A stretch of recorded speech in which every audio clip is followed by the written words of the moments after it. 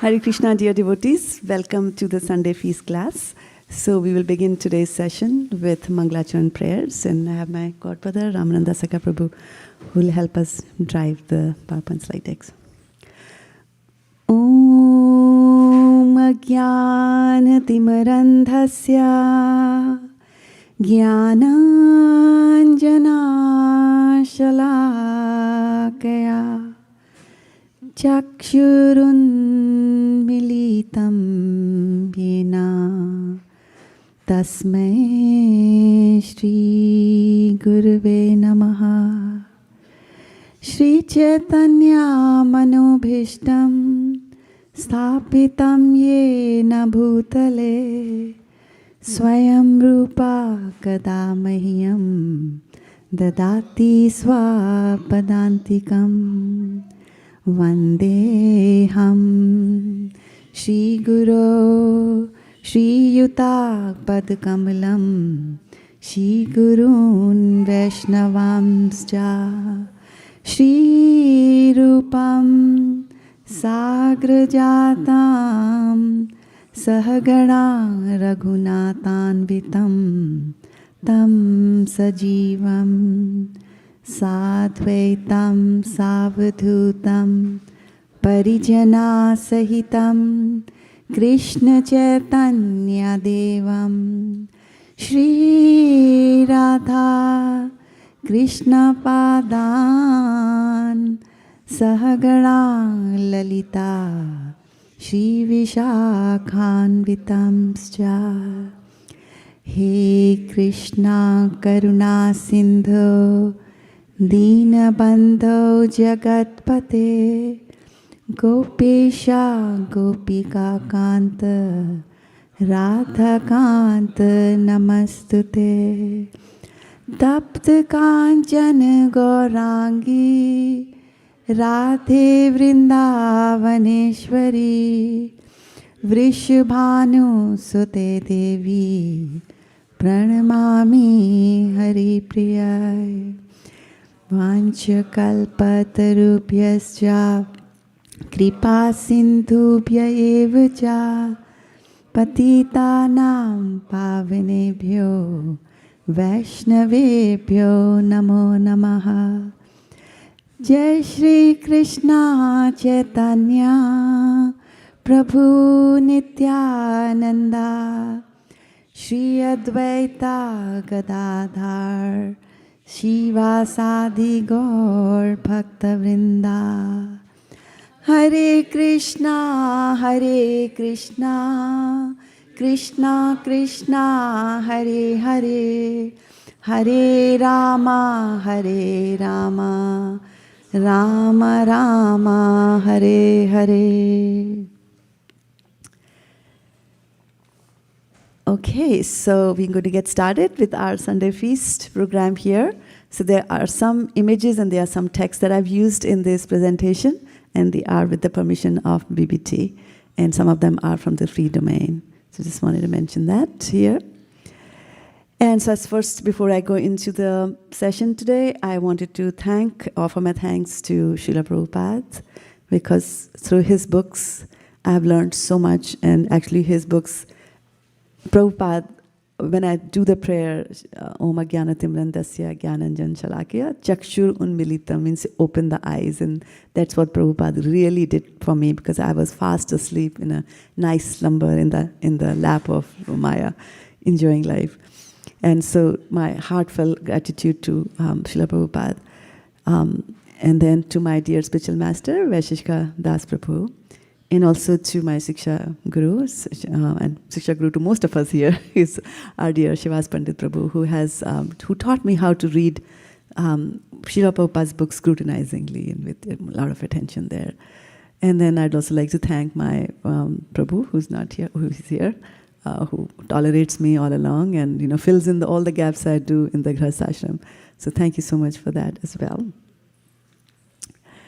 And I also like to thank our scheduler, Gandharvika Radha Matiji, who wrote me last week and said, hey, do you want to cover the class? And so thank you, Gandharvika Matiji, for giving me this opportunity to present Krishna Katha before this exalted audience. So, coming here to the Sunday Feast lecture, what have we won? So, I for sure know that I won this chance for doing Krishna Katha, because when you do Krishna Katha, it is not only purifying for those who hear the Katha, but it's also purifying for those who speak. And I think it's a lot more purifying for those who speak. So that's definitely a winner for me. And what do you think you have won, right? What do you think you would win at the end of this lecture? Hopefully, you'll walk away with something. And so my question here is, what would you want to have in life? Would you like to have peace, or would you like to have happiness? Happiness? Happiness? Somebody wants both? Lolium. Right, so, depending on, you don't know what my topic of the lecture today is, but whatever the results, they will be announced at the end of the class.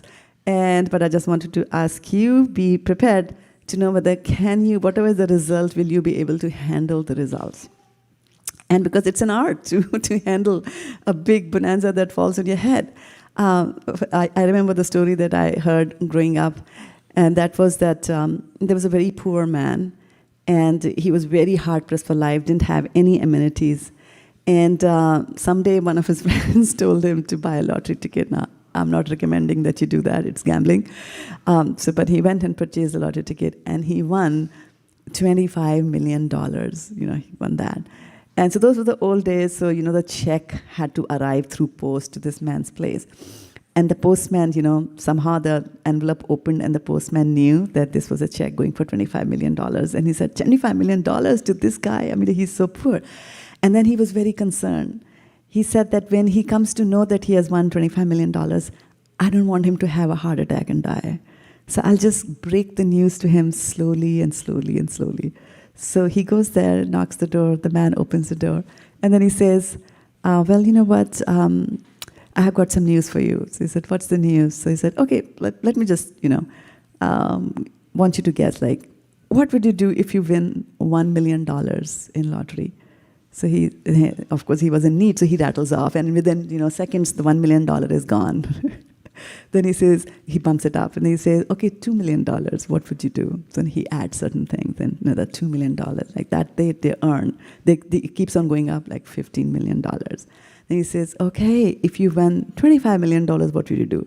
This man, scratches his head. He cannot find out what he can do. He's very satisfied being. So he says to the postman, I'll give the rest to you. And the postman has a heart attack. So, handle the results of the goodness that comes out from here. You need to have a strong heart, right? So let's do an examination of your hearts, right?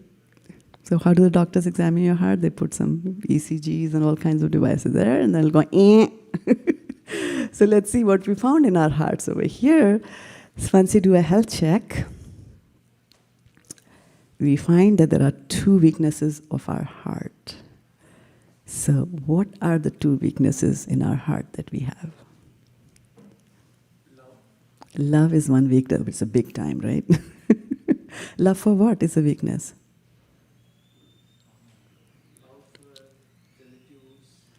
Love for relatives. Are there microphones around here? Can somebody go and grab a microphone? Get it from Ramananda? He's bringing them over. Okay, so he said love for relatives is a weakness of the heart. Good, that's a very predominant thing. Hare Krishna Prabhu? Yeah, okay. No other weaknesses? We found two.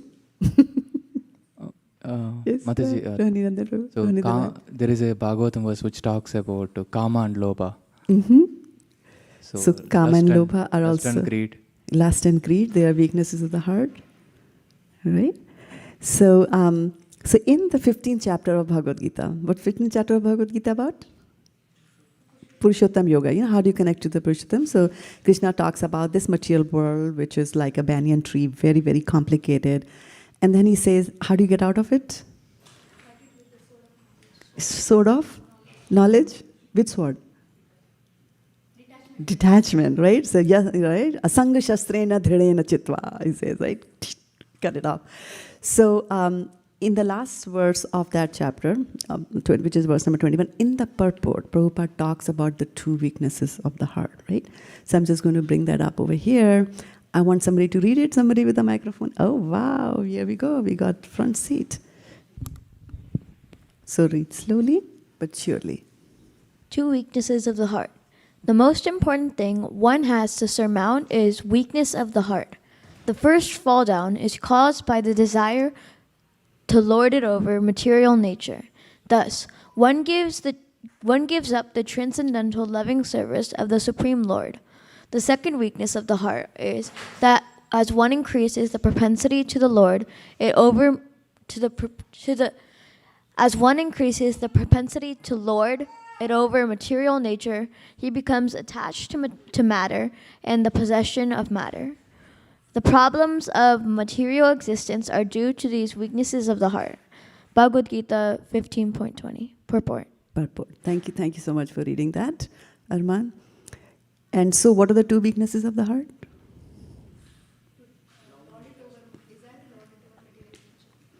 You have to use a microphone. Answers given outside of the microphone are not qualified for winning. So the first weakness of heart is the desire to lord it over material nature. Correct. And the second weakness is he becomes attached to the matter and possession of matter once he increases his propensity to lord it over nature. Right. So first you have a desire to enjoy, and then second one is you get attached to having it, right? For example, if you're sitting in your home and you see that in your neighbor's driveway a nice, which is the car going around these days, which is the best? I'm not a car person. Porsche?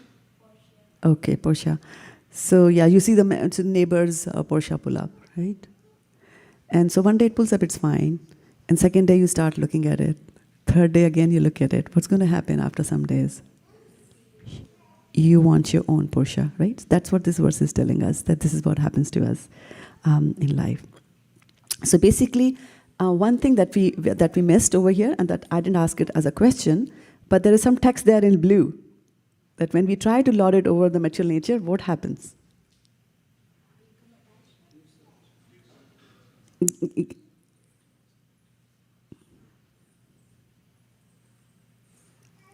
What happens?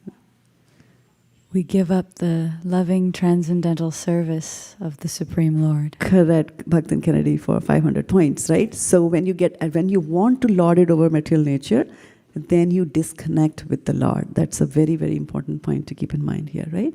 So we are nicely connected, but we want to be independent of the Lord. We want my independence. I want my independence. Like, even it's a property of the soul to be independent, because God also is independent and we are parts of Him. Which verse of Bhagavad Gita tells you we are parts of the Lord? Mame Vansho Jiva Loke Jiva Bhuta Sanatanaha Manaha Shasthani Indriyani Prakriti Sthani Karshati. And 500 points for who's going to give me the number? Number of the verse, sloka. 15.7, yeah, 500 to Bhakta Balram. Okay, so we want to be happy and we want to enjoy independent of the Lord. And so because we are parts and parcel of it, so we have got a little bit of an independence. And you can see that in a small child, right? A small child is born, very nice, cute, cuddly. The parents tell them to do something, they do it. And as soon as they learn to do a certain thing, they'll say, I can do it on my own. I can do it on my own. And that continues for the rest of the life, right? Especially gets intensified during the teenage. So we want to be happy and enjoy independent of the Lord. The key word is that we want to enjoy, right? Now, we want to do that. So this material world gets created for us, right? The material, we try to disconnect from Krishna. And so Krishna says, okay, you want to enjoy independent of me? So what I'm going to do is I'm going to create a playground for you. Go play, right? So He has created this material world for us to enjoy. He says, okay, you try to enjoy. And if you find you have difficulties, then there are options of you coming back. You can always give up and come back like that, right? So here we are in this material world and we are saying, okay, fine, I'll take it. So we descend from the spiritual planet where we all were there originally. And we descend from there and we are here and we try to lord it over the material nature. We try to find happiness, right? And little Bhakta Prahlad, he's telling us in the 7th canto of Srimad Bhagavatam, he says, Sukhaya dukkha mokshaya sankalpa iha karminaha sadapnoti haya dukkham anihaya sukhavritaha. Anyone for translation? Okay, go for it, Shraddha-devi Mataji. We have only one phone, is it? Hare Krishna. Oh, it's the one in the back. Okay, good. In this material world, every materialist desires to achieve happiness and diminish his distress, and therefore he acts accordingly. Actually, however, one is happy as long as one does not endeavor for happiness. As soon as one begins his activities for happiness, his conditions of distress begin. I laugh a lot when I see this because I see myself reflected in this all the time. It's such a powerful statement, coming from a little boy, right? And so, as long as one does not endeavor for happiness, and when you begin, so why does your distress begin? When you start, it's a nice journey, right? It's a nice endeavor, it's a nice start. It's a good project. I'm thinking of being happy in life, right? What's wrong with that? What happens? Why does the distress start? Okay, first question, does distress start? Or is it just me? Starts? Okay. So then you have to tell me how and why does it start? Okay, go for it. Okay. Here and then at the back, you can take the phone from there. Yeah, you were first, yeah. Actually, Bhagavad Gita says that happiness and distress come by their own accord, like a cycle, like winter and summer, So happiness and distress come on their own accord. You don't have to strive for it, actually. Okay, so you have stated a fact that they will come on their own, right? But so that means happiness is also going to come on its own. So if I'm striving for happiness, why should the distress come to me? And by the way, what was the verse from Bhagavad Gita that she was quoting?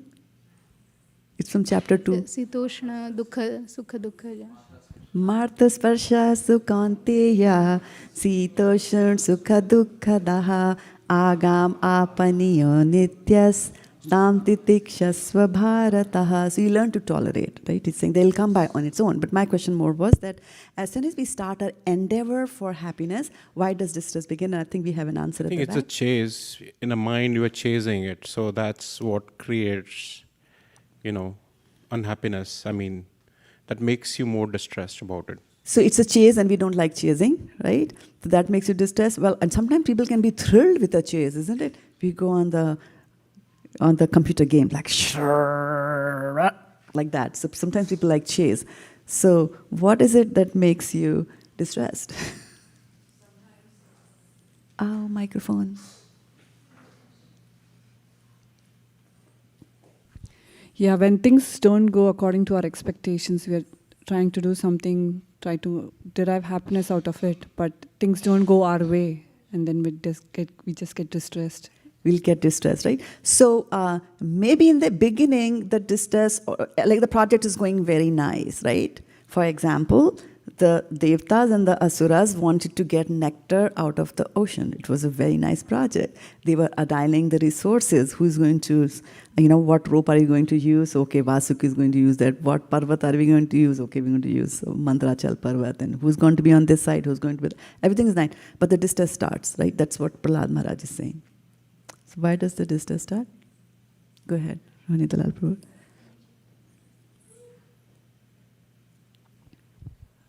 Krishna says in Bhagavad Gita that this world is created in that way. So dukkhalayam shashvatam. So he also says that every object of enjoyment is impregnated with misery also. Ehijam sparshaya bhoga dukkayoneva yevate. So actually soul is spiritual.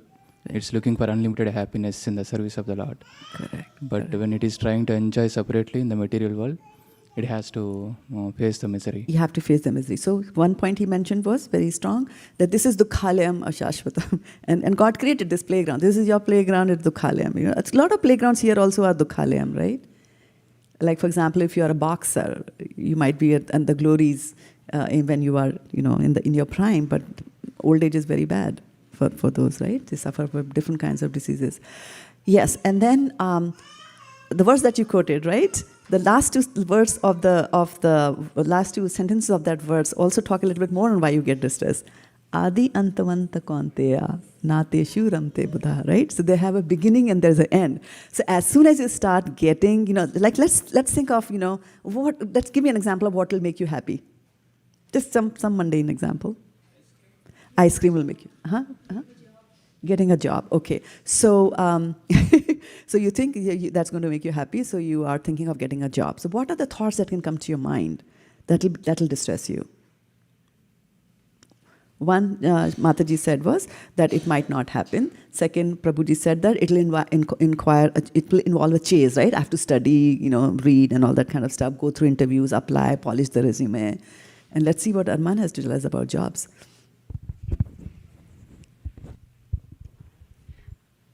Maybe the waiting period can cause you distress because you might feel anxious about whether you get in the job, if you get the job or not. Correct. And the worst thing is that after giving a fantastic interview, you don't hear back from the recruiter. Right? So you all relate to that, right? Yeah. So it says so many things. As soon as you think about the happiness, you also, because of the Adi Antamanta, there is an end to this material world, it's transient in nature, you will also start distressing about what if I'm going to lose it. Right? So that's what Prahlad Maharaj is a genius. So he says, number one, right? So here it is. We got this nice little playground, and then now you're telling me that as soon as I start my pursuit of happiness, distress is going to start in my life. So that's bad. Right? Okay, let's see some more from Prahlad Maharaj. I mean, as if that was not bad enough, right? Let's see what this is, okay? Kutra shisha shruti sukha murg trishni rupaha kvedam kalevaram ashesha rujam virohaha nirvidyate natu jano yadapiti vidvan kamalam madhulave samyam durape. Who's going to grab the microphone fast? Ooh, okay, Arman. In this material world, every living entity desires some future happiness, which is exactly like a mirage in the desert. Where is the water in the desert? Or, in other words, where is happiness in this material world? As for this body, what is its value? It is merely a source of various diseases. The so-called philosophers, scientists, and politicians know this very well, but nonetheless, they aspire for temporary happiness. Happiness is very difficult to obtain, but because they are unable to control their senses, they run after the so-called happiness of the material world and never come to the right conclusion. Thank you. So first was that, you created a playground for me, and now I come to know that as soon as I start my pursuit of happiness, I will enter into a distressed position. And then now here you're telling there's nothing. It's Shruti Sukham. Shruti Sukham only means that you have just heard that there is happiness, right? The neighbors seem very happy. The boss seems very happy.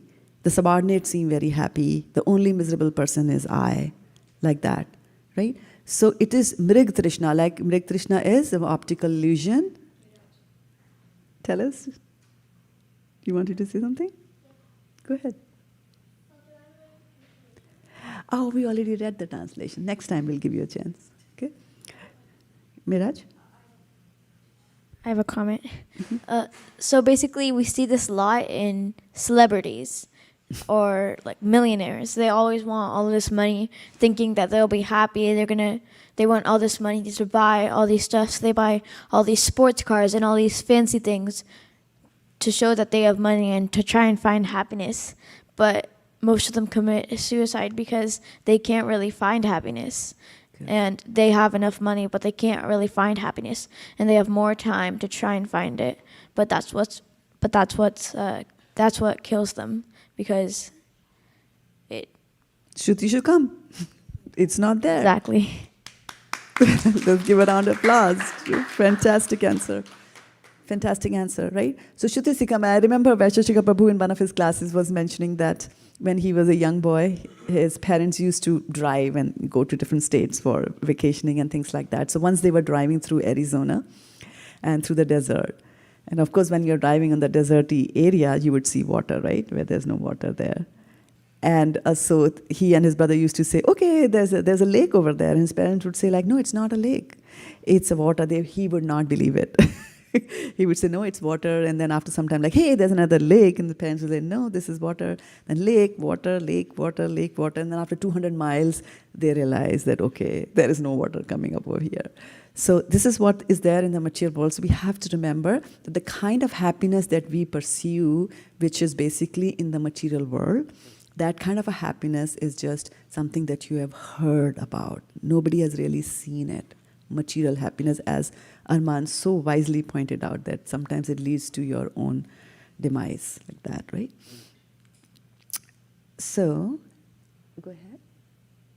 So also in material world, you can't even buy all happy stuff like golden lights, Halloween stuff, or other kinds of stuff, because it's material world. You can't have that enough happiness.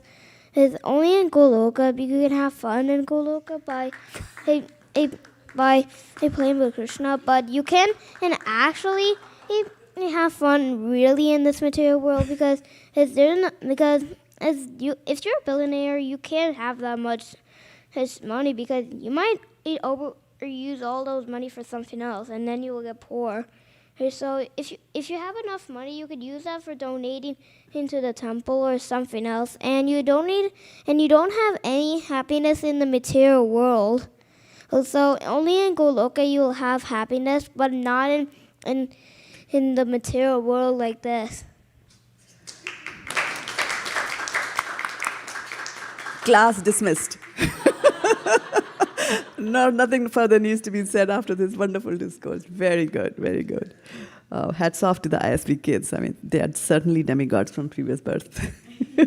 Come here for our benefits, yeah. So this is what our situation is, as our little students over here have rightly mentioned, that if you have a consumer mind basically is that I want to consume, I want this, I want that, I want this, and I want that. And he was talking about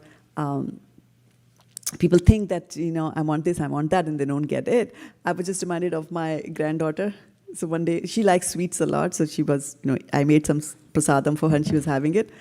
And then I asked, she was like, oh, very nice dessert. So I said, okay, do you have dessert every day? And she was like, very, very, almost about to cry. And she's like, no, sometimes I get 2 times, sometimes I get only once. that was her misery, and that's your 4-year-old. That kind of, everybody at every stage in life, we have got our own definitions of what makes us misery. But, desserts can also make you misery, or the lack of it, or the insufficiency of desserts. So anyway, so this is what our minds is. My mind is constantly thinking about how I can. What is your mind thinking? These are devotee minds. I won't get a good answer to substantiate what I'm trying to see. Okay, Kennedy in the back wants to say something. We have to give chance to the adults also. Thank you, young Prabhu, for giving me a chance. We're constantly thinking about what we look like. I would look cooler in this car. I would look cooler wearing Nikes. I need to get in the shoe game. I need to, if my car has a speck of dirt on it, my neighbors are going to think I'm, less than them. And I need to have the biggest house and the best job, and my job title matters more than, in a lot of cases, spending time with the kids, and my kids need to get perfect grades. It's very surface level. It's very visual. And it's for other people, not even for ourselves. Yes, thank you so much for that. And, okay, I'll skip that one. So we are constantly thinking about everything. And I remember when I was in India, there's something about neighbor and being envious of them, right? It's always good to have rich neighbors, and I always tell them that it's also good to have rich relatives, because then you can go and borrow money.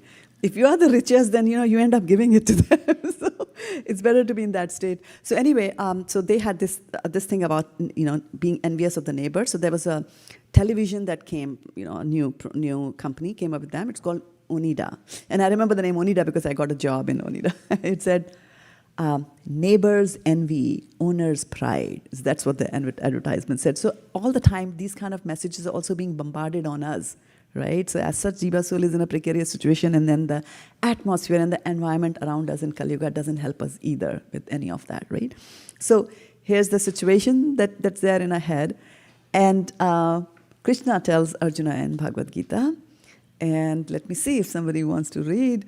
I am trying not to look in this section, but they beat you again. You have to be fast. Okay, go ahead. Give me the Sanskrit slowly, okay? Huh? You need to read the shloka, yes, and slowly. You don't know how to read it? Okay.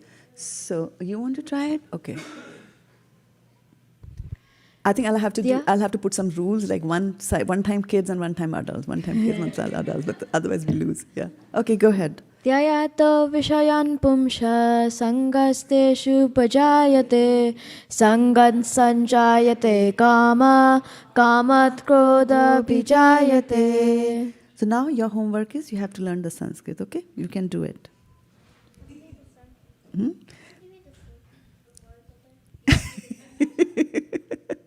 But you can't read the translation now because the next turn goes to the adults. If they don't raise their hands, then you get it, okay? Okay? So, anybody wants to read the translation before the kids get it? Okay, you got it. Okay. Okay. Yeah, let him take it. Yeah. Go ahead. Okay, is this a wild one?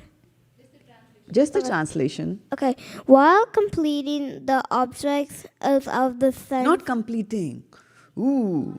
Completing. Yeah, that's a very important word. The objects of the sense, a person develops attributes for the and the such attribute and less develops and form lust, anger arise.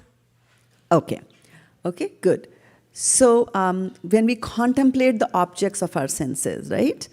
So I remember a story that there was a milkmaid. There was a milkmaid in a village, and she used to milk the cows and then carry them to put the milk on a pitcher on the top of her head, and she used to go to the next town close by, and she would sell her milk there.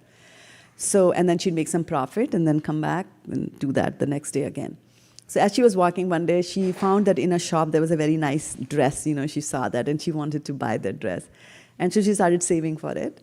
And of course, she was able to get that much of money, and so that she was going there to purchase the dress. And as she was going there to purchase the dress, she started thinking about the dress, contemplating. And so she was saying, okay, fine, I'm going to put that on, and I'm going to look very nice. And everybody's going to say how nice you look in this dress. And then he said, okay, then you know what? One day the prince is going to see me, and the prince is going to propose marriage to me, and I'm going to say no. And as she said no, the picture from her head fell down, right? So we live in our castle, in our mind's castle, and that's what Bhagavad Gita says. Srimad Bhagavatam says, Manorathena sthit dhavato behihi. We sit in the chariot of our mind, and it takes the soul from here, from there, from everywhere, right? For example, what's going on in Sweden these days? Your mind goes to Sweden that fast, right? Free of cost, no visa, no passport. Doesn't require any of that, right? So contemplating. So let's go and look a little bit into the word contemplate. Say contemplate again. Contemplate, right? And the word contemplate, and this one I will read, is from the 1590s. It means to reflect upon, to ponder, to study, view mentally, like a little milkmaid was viewing mentally everything, right? To meditate. Meditate is focusing only on that thought. From Latin, contemplatus, which is the past parcel of contemplare, to gaze attentively, observe, to consider, contemplate, which originally it meant to mark out a space for observation as an augur does, right? And from assimilated from of calm, and perhaps as an intensive prefix, all that. So we're going to leave that. And then from 1600 onwards, this word contemplate also started to represent have in view as a future act. So it's not. So that's why contemplating on material objects is a dangerous thing. because you will ultimately act on it as a future act. Okay? So, here they use the word augur, right? Sometimes they say it doesn't augur well. What I'm thinking doesn't augur well. The path you're taking doesn't augur well. This decision is not going to augur well with the company's policies or company's goals and things like that, right? So interesting, from where does the word augur come in? So augur is from the ancient Rome and religious official. So augur was a religious official, and his job was to observe the signs in the material nature, and particularly the behavior of the birds. And depending on the behavior of the birds, that would be an indication from the divine that what you are planning to do is right or wrong, right? Do we have parallels to that in our philosophy? Do we hear anything like that? Bhagavatam tells you about signs. Anybody saw signs in Bhagavatam? Nobody saw no signs in Bhagavatam? You saw some signs? Tell me.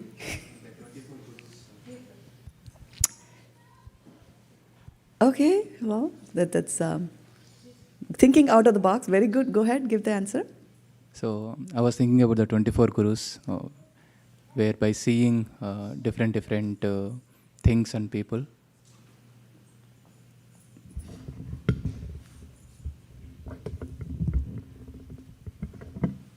I'll have to sit straight.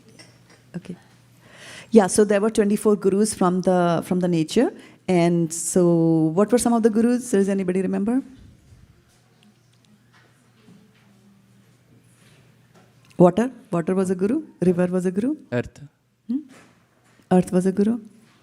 Kurari bird was a guru. Right? Kurari hawk. Vaishakabu likes that a lot. Yeah. So what does the river say? What does the river say?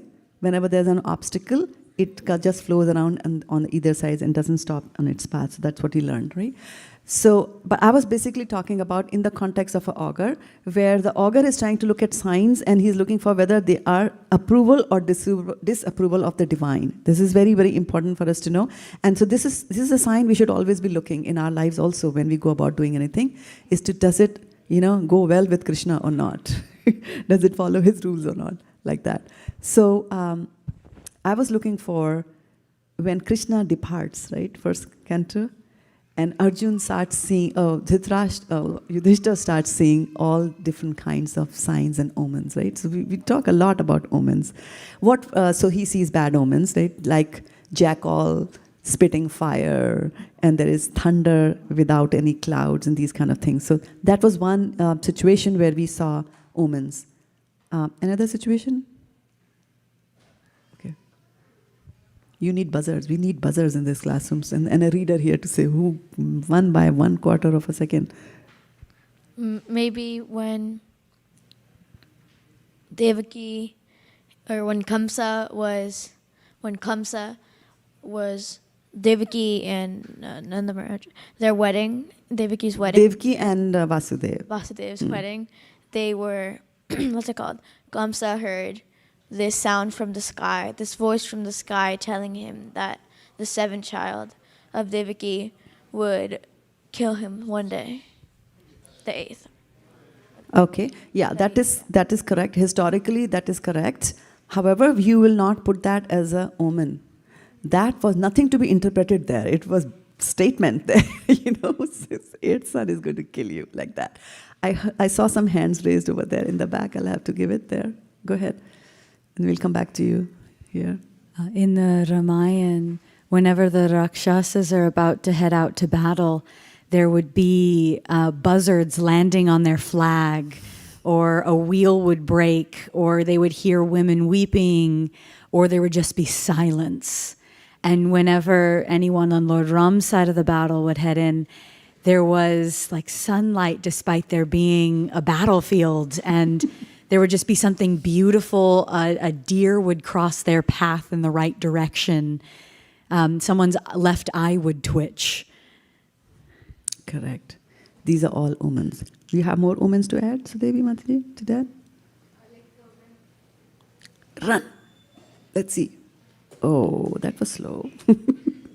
Less than 3 seconds, microphone has to reach. So when Hiranyakashipu and Hiranyaksha were to be born, they were signs of different signs of women. Yes. Yeah. Yeah. There were some bad omens as well, right?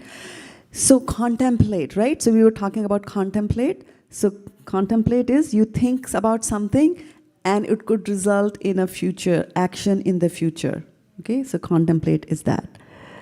So let's go further. Okay, I need to use this and not that.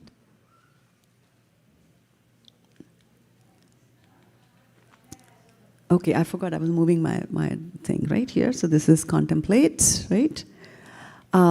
So how do you get the knowledge about what objects to contemplate? How are you getting this knowledge that I should contemplate on this?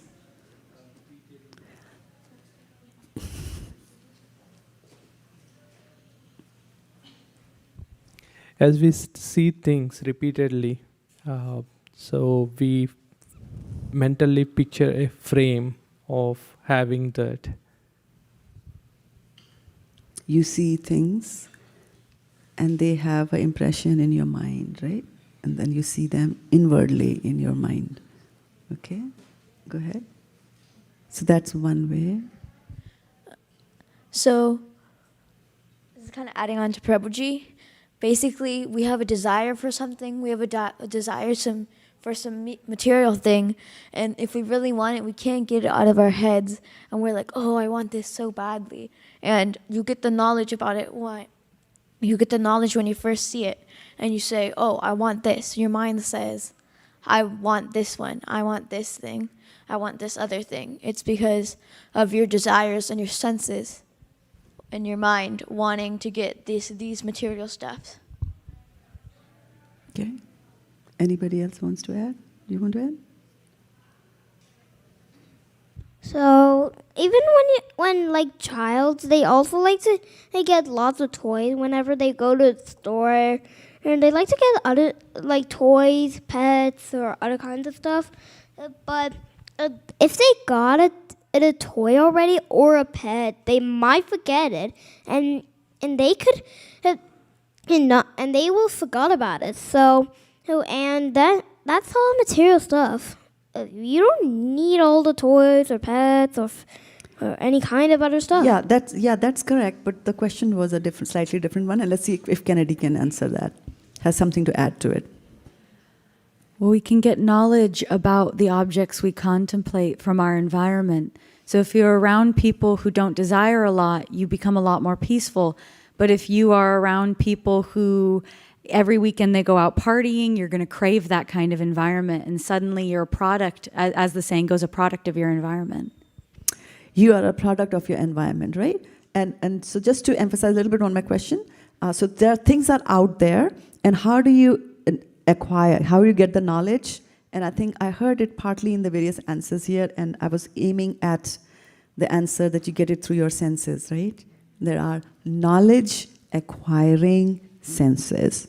And to your point, that you have desires, right? You said you have got desires, and just as you desire, your senses will be geared. They are tailored to fit you to a T. Everybody has got the different types of sense organs, and they will give you what you're looking for. And so the job of the sense organs is to gather the knowledge for you. But I'll go there after we get the feedback from Rupali Mataji. Yeah, go ahead.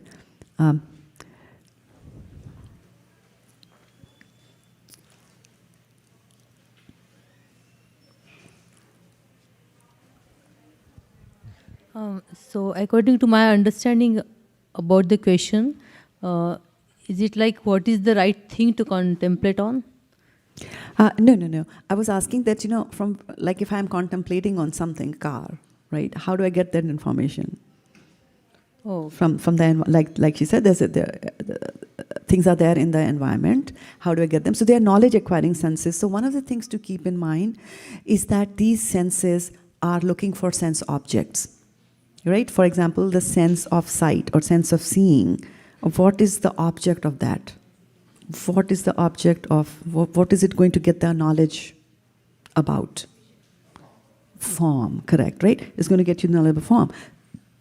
With my eyes, I cannot tell you how the water is going to smell, because the object of the eyes is not smell. The object of the eyes is form. I can tell you the form of the glass, I can tell you color of the glass, etc. I can't tell you how it smells, right? Similarly, the nose can smell. So from the nose you cannot see, okay? Now, who is it who has got senses that can do the part? One sense can do the part of other sense, and I'm looking for shastric evidence. Say that again? Yeah. No points for not speaking on the microphone. It is Lord Krishna. It's Lord Krishna, yeah. So who can do One. activities of one sense can be done by another sense. Yes, and So what's the words? It's Angani Yasya Sakalendriya Vritti. Angani yasya sakalendriya pritivanti. Go ahead. Pashyanti Panti kalayanti chiram jaganti Ananda chinmaya tataruta Govindamadi purusham tamaham bhajami. So one thing that we have to keep in our mind is that these senses are forever seeking the objects, right? For example, Shraddha-devi Mataji, she's in the flower decoration team, right? So once she enters into the temple, what do you think is the first thing she's going to see?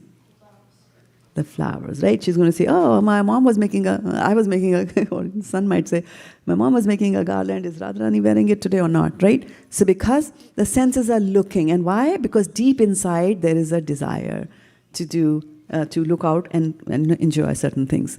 So they're constantly looking for these things, in as much as, I remember when you go to an area where there is no signal, your battery dies very quickly. Why does your battery die? Because your phone is constantly looking, where is the signal? Where is the signal? Where is the signal? So similarly here also you'll say, where is it? Where is it? Where is it? Right? So somebody else over here who's responsible for the cleaning of it might say, are the mats laid out nicely or not? Right? And the people come to temple for different reasons and they might see different things. But one thing to keep in mind is that the senses are constantly reaching out all the time. Okay? So, So we were looking at this verse, and so I also wanted to mention over here is that how much these senses are. We talked about the knowledge acquiring senses, right? But remember, contemplation also leads to future what? Future action, right? So if you have got knowledge acquiring senses, somebody should also help you act. So what do you think helps you act? The working senses, right? And it's a fantastic team. They work very well together, right? You want me to give you an example of how they work? Or you all already know? You want me to give an example? Okay, so here you are. You're sitting in a room in your home, and your Mataji left? Okay. And so she's in the kitchen, and you're sitting in your living room, and you smell some nice halwa. So your nose has told you that, right? And then your legs will cooperate with you. They will take you to the kitchen before you even know that happened, right? And you'll put the Bhagavad Gita aside, not you, and then you will go there. And then the tongue will vibrate and ask, how much time it's going to take for the halwa to be done, and how long are you going to take to offer it to the Lord, like that, right? This tongue will cooperate. The hand will cooperate. You'll smell it. First you heard something, utensils in the kitchen, and maybe it started from there. So they work in a very, very good cooperative spirit, but it's not to our advantage if we are engaged in doing enjoyment only for ourselves, right? It's a team to be afraid of, actually.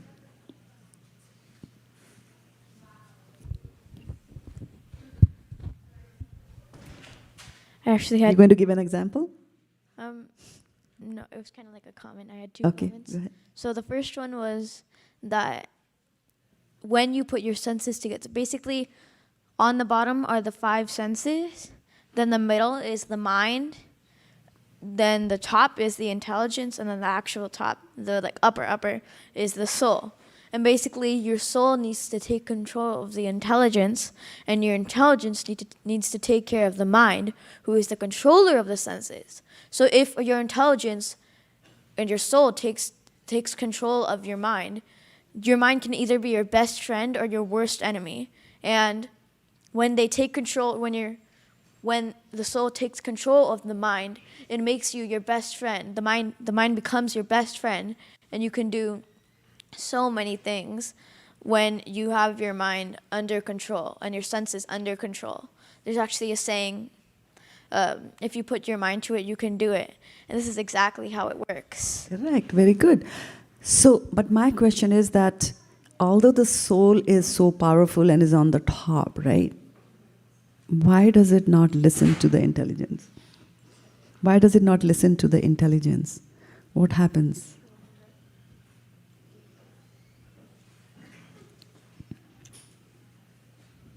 Maybe it doesn't want to become, what was it again? What was it? Maybe because it wanted to do something else, like doing in something else. It was like doing the other bad habits. It's then following its enemy. Yeah, so first thing, you can't start an answer with a maybe. You have to give me a yes or a no answer. But you were right. One of the reasons is there's a very strong desire. Remember why we are here? The desire is there. The desire is there to enjoy. And this body has been given to us as a facility to enjoy. But what is it that connects the soul to the body? What is it that connects the soul to the body? Go ahead. Is the silver thread, golden thread? What is it that connects the soul to the body?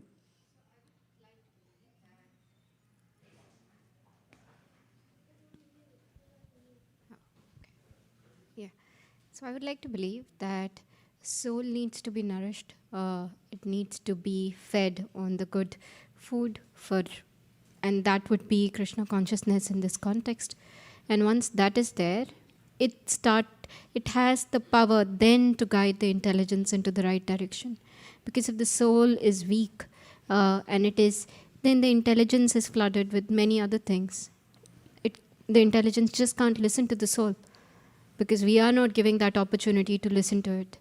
But once the soul becomes powerful, we go deep into that psyche, then it does have the ability to change our mindset. Correct. So yours is the happy ending. Happy ending to the story. The soul has become purified, everything is right. But at the moment when we are entrapped in the body, the question that we have to look at is, we have been given this body because of the desires, right? The bad food, the bad nourishment, as you were saying, right? The good nourishment definitely will take you there. So yes, definitely, right? But the bad nourishment, we are getting this bad nourishment. And why are we, so we have to remember one thing. We desire to enjoy separately from Krishna. This material world has been provided to us to enjoy or try to enjoy. We have been given this body. And my question was, what is it that connects the soul to the body? What connects the soul to the body? The false ego. Were you going to say that? There you go, right? If you don't have the false ego, you know what? You won't be able to enjoy this material world. Think of that. It's what does the false ego do? What does the false ego do? It makes you think that you are the body. Unless and until you don't think that you are the body, how can you enjoy? You can put a gulab jamun on the top of this table. I don't think I'm this table. I don't enjoy it. But the moment you put a gulab jamun on my tongue, I start enjoying it. Why? Because I think I'm the body, but I'm not. That is why it's a false ego, right? And so this body has been created for you to try to enjoy. But then, because we know, Shruti Sukham, there is no enjoyment in this material world, no matter how hard you try, what you try, different things you can try, right? You're not going to get this happiness. So Krishna, in all his mercifulness, he has also given us a way out of it. He's also said, okay, good nourishment also is what I'm going to give you, not just you created your own bad nourishment, right? I'm going to give you some good stuff, right? Like how when kids go off to college and they say, okay, mom, I'm going to cook my own food, and then they come back like 6 months later, 15 pounds heavier, and you ask, what have you been eating? Like Maggie every day, noodles every day, and then the mom says, okay, I'm going to pack some good food for you. So the good nourishment, and Krishna is our mom, of course, right? So we were talking about, we are contemplating, the soul contemplates. Why does it contemplate? Because it has desire. Different souls are in different levels of evolution. They have different kinds of desires, and to cater to the desires, you are given a very suitable body to try to enjoy or suffer your desires, like that, right? So you will be given a certain type of eyes, a certain type of nose. Like my husband cannot smell anything, mostly, right? I can smell things very fast. So, between the two of us, who's more miserable, do you think? Right? If the house can be burning, he won't smell it.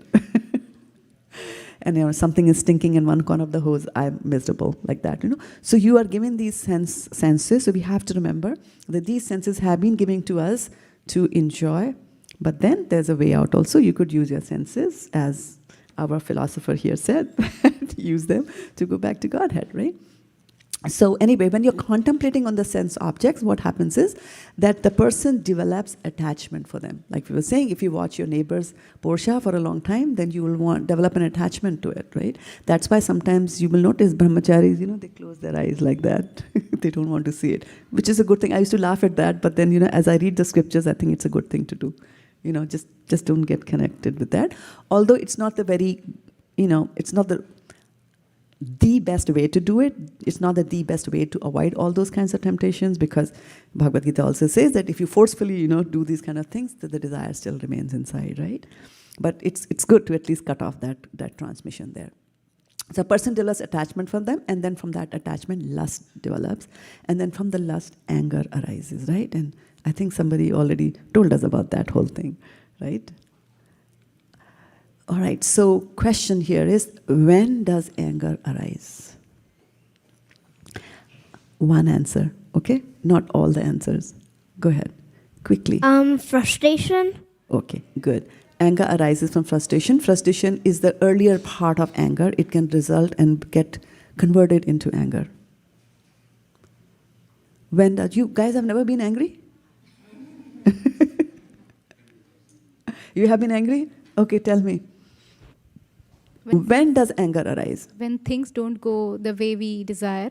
When things don't go the way we desire, we get anger. Okay, you got your chance. Okay, go ahead, Bhagavati Devi. Mataji, the microphone is coming your way.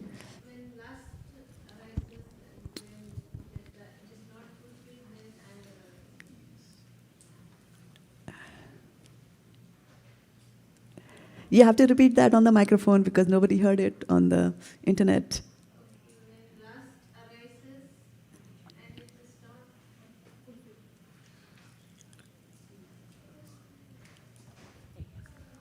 Hare Krishna.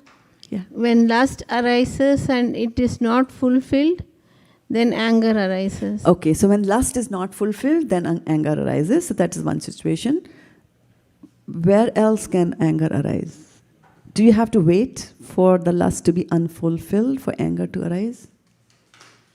Or can it happen sooner? Can it happen sooner? Okay, Kennedy, at the back.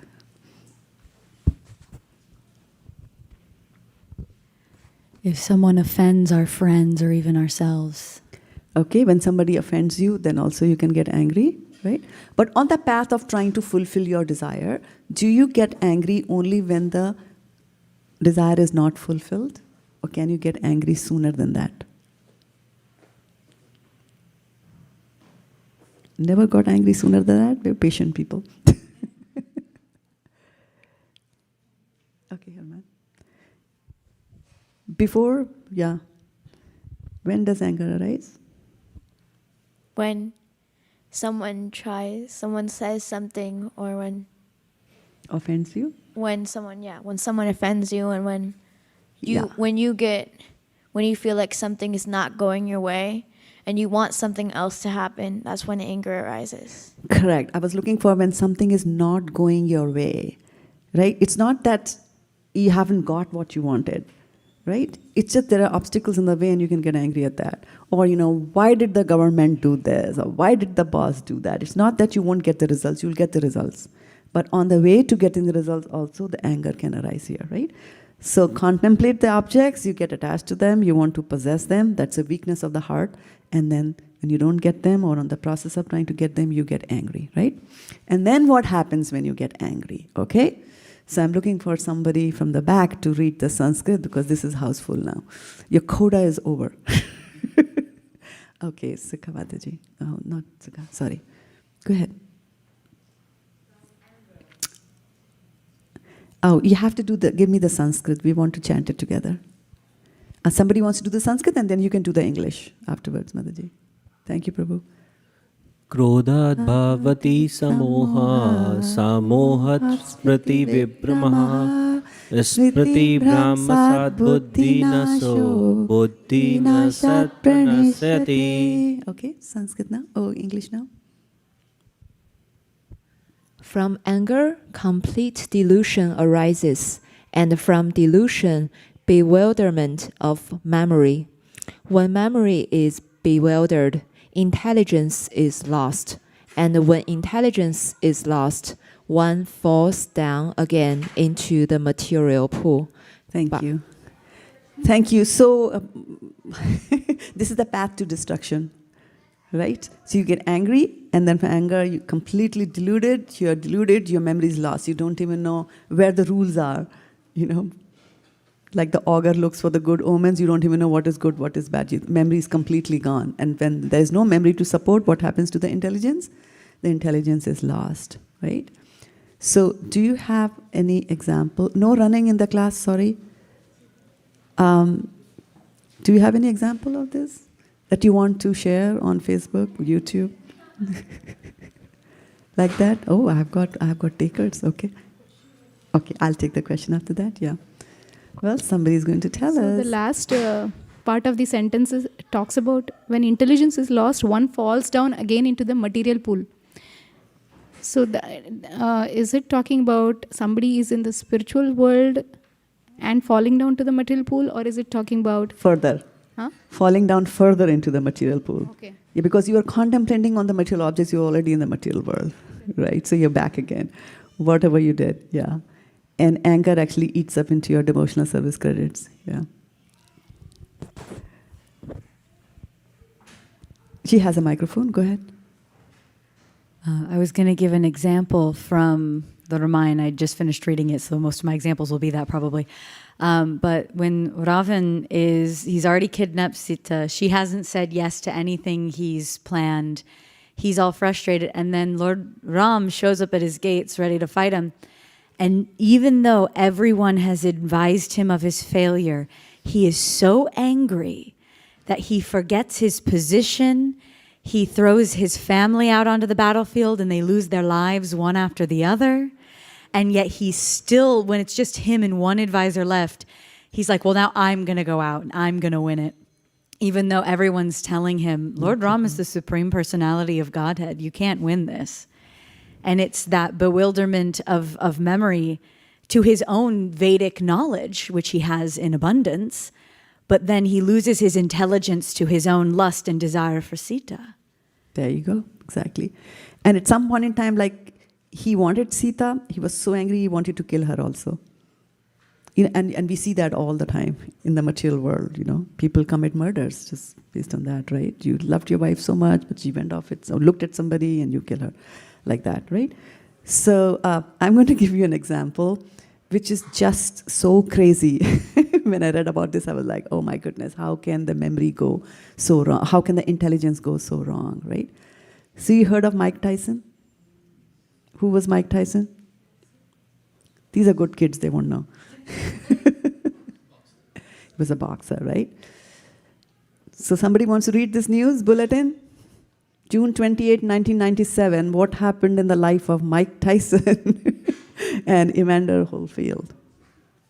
Whoever has a mic, go for it, Mataji. Hare Krishna.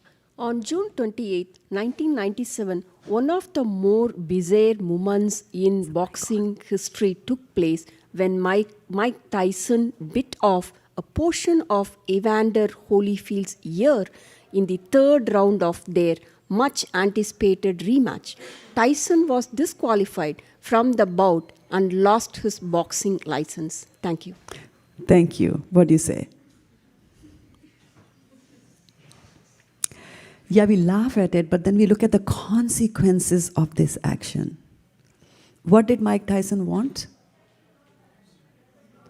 He wanted to win. And what was the result? He lost his boxing license, right? So it can go to the other extreme. Of course, later on it was reinstated. He got the license back, but this is what anger does to you. Can you imagine that you go down to a level of a dog? That you bite off people's ears? Dogs do that, right? Dogs and cats. So this is what anger does for us, right? So, what do? We know this is the path. If you contemplate on objects, then you get attached to them, you want them, you don't get them, you get krodha. So they say kama is the elder brother, desire, and krodha is the younger brother. Okay, younger brother comes after the elder brother has been born, right? So kama and krodha. Go ahead, Lex Prabhu. Hare Krishna. Like I remember in this situation with Mike Tyson, it was one tricky moment because every boxer wants to win. They really want to win. They come through lots of pain. They doing lots of work. But in this situation, it was it's so many intoxications before in life of Mike Tyson. It's why is this happened. Correct, yeah. Thank you. Correct, and that's what he talked about celebrities. You get a beautiful wife and then you fight. Yes, thank you for sharing that thought, right? So we said, that's the path through which you go, you fall down again into the material pool. So now Krishna is saying further, Raga dvesha vimuktestu vishayan indriyascharan atma vaishir vidheyatma prasadam adhigacchati. Sorry for using the word prasadam so ahead of prasadam time, but it came in the scriptures. So, but a person free from all attachment and aversion and able to control his senses through regulative principles of freedom can obtain the complete mercy of the Lord. Okay? So we're saying we'll get the mercy of the Lord and somehow we'll be prevented from falling down into this material pool. But it has certain things over there. It's talking about regulative principles. So what are the regulative principles once again?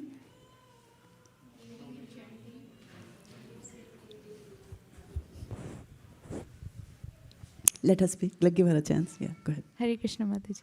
No meat eating, no illicit sex, no gambling, no intoxication. Right, good. For that, and then on top of that, you have to do also something, right? Those are the don'ts. What are the do's? Chanting Hare Krishna 16 rounds. Chanting Hare Krishna 16 rounds and? Reading Srila Prabhupada's books, right? So these are the don'ts. So these are the regulations, and because of that, you are not free to do whatever you want to do. Right? I want to eat meat. I want to be free to eat anything what I want. I want to be free to eat anywhere I want to eat. I want to, have a relationship with anybody that I want to have a relationship with. I don't want to chant. I want to sleep in the morning, and I don't want to read Srila Prabhupada's books. I want to read novels, right? Where is the freedom? It's saying regulative principles of freedom. Where is the freedom here? Right? Go ahead, Prabhu. Hare Krishna Mataji. I think I can give one example from a Stanford study on psychology. Oh, good. So this was on little kids. The professor did on his daughter and the kids. They would take a kid to a room and then give lollipops, like 2 lollipops. If you can wait for 5 minutes in that room alone while watching those 2, you get 2. If you do not have the patience to wait that long, you get 1. And they follow these kids, like some of the kids do not have the patience, they get 1 and go. And then some did wait, and then they get 2. Then the professor, they basically followed these kids after 10, 15 years when they are like almost grown up.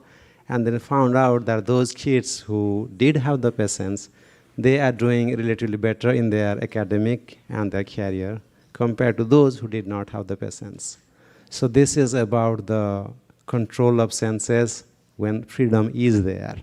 Like if I don't have the option and then I abstain, there is no real abstain. Versus you have the option and you don't use it, you apply the abstinence, that is where you have the freedom of control. Or you have the control freedom. Yes, you have the freedom of the control. And then later on, as you practice in the case of the kids that you mentioned there, so later on in life, so one thing we have to remember is that who was it who said that we are a product of the environment? I think Kennedy said that. And the environment is completely polluted, right? Right? So, so don't think that the stimulus from the external environment is going to go away. It's always going to be there. That's how this material world is. The lollipops will always be there, right? But if you practice this, then you get freedom from the attraction towards lollipops, right? So these 4 regulative principles, like for example, why do we fast? We're controlling the sense to be hunger, to controlling our sense of, eating whenever we are hungry. So that tomorrow, if anything happens, if you're habitual of keeping fast, it's easy for you, right? I mean, sometimes the doctors tell the patient that, you can't eat anything. I remember I was going for a fasting blood sugar. And the nurse was almost apologetic when she was telling me that you can't take anything after tonight, and can I schedule an earlier one for you? And I was like, I can't do that. I have meetings. I can only come at 4 o'clock. She was like, oh, I'm so sorry. You'll have to stay hungry for such a long time. And I was just thinking, big deal. So you are free from, the onslaught of these vagaries of the material world. That's why we call them that these are really principles of freedom. They're going to give you freedom from the clutches. Otherwise, kamadhinam kathina kathita palita durnidesha. So we follow the bad advice of our senses all the time. And how all the time means 24/7. All the time. They do not give you any respite from anything like that, right? So this will take you to freedom from the clutches of them, right? Okay, this one is a favorite one. I'm so sorry, but prasadam comes again. Prasade sarva dukkhanam hanirasya upajayate prasanna chetaso hyasu buddhi paryavatishtate. For one thus satisfied in Krishna consciousness, the threefold miseries of material existence exist no longer. In such satisfied consciousness, one's intelligence is soon well established. Okay? So Krishna consciousness is, Krishna is telling you slowly. Okay? And now something very important here, that we said we want to be happy in this material world and all that. What is Krishna telling you? Nasti buddhira yuktasya nacha yuktasya bhavana nacha bhava yatha shante ashantasya kuta sukham. One who is not connected with the Supreme in Krishna consciousness can have neither transcendental intelligence nor a steady mind, without which there is no possibility of peace. And how can there be any happiness without peace? This is very, very important, right? For example, you have an exam tomorrow and you have 16 chapters to study or to revise before the exam, and your roommate comes and says, hey, there's a party going on, let's go to the party. And so you go to the party thinking you're going to have happiness there. Are you going to have happiness there? No. Why? Because there's no peace of mind. The mind is telling you 15 chapters, 15 chapters, 15 chapters. So it's very important first to reach a stage of peacefulness, right? So how do I get to a peaceful situation? Are you all peaceful? No? That's sad, isn't it? Me too. Okay, so think about this. I want you to read this quietly and ponder on it. Contemplate on this sentence.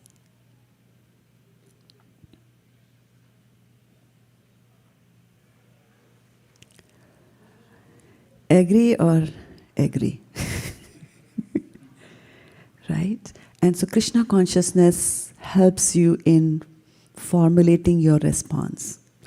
Because between stimulus that comes from the material world, which is gathered by the knowledge acquiring senses, and the response that is given with the help of the mind, the intelligence, the soul, and the working senses, there is a freedom to choose what you're going to do, right?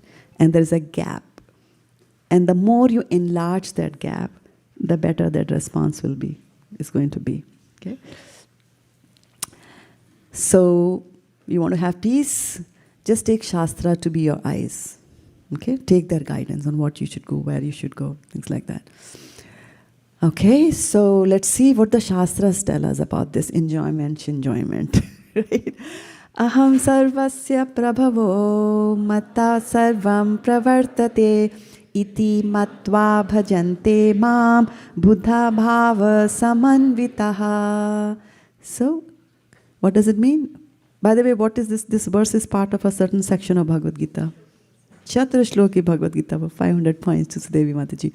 So where Krishna says that I am the source of all spiritual and the material worlds. He's created this material world also. Everything emanates from me. And the Buddha, the wise, know this perfectly. So what do? They worship you, right? So that's one thing. He's the source of all the spiritual and material worlds. This is a very important thing to remember in our pursuit towards peace and in our pursuit towards happiness. If he's the source of everything, who does everything belong to? Krishna? Okay. Good. And then the Ishopanishad say, in the very first verse, it's laid out very clearly what belongs to you, what doesn't belong to you, what you should do, right?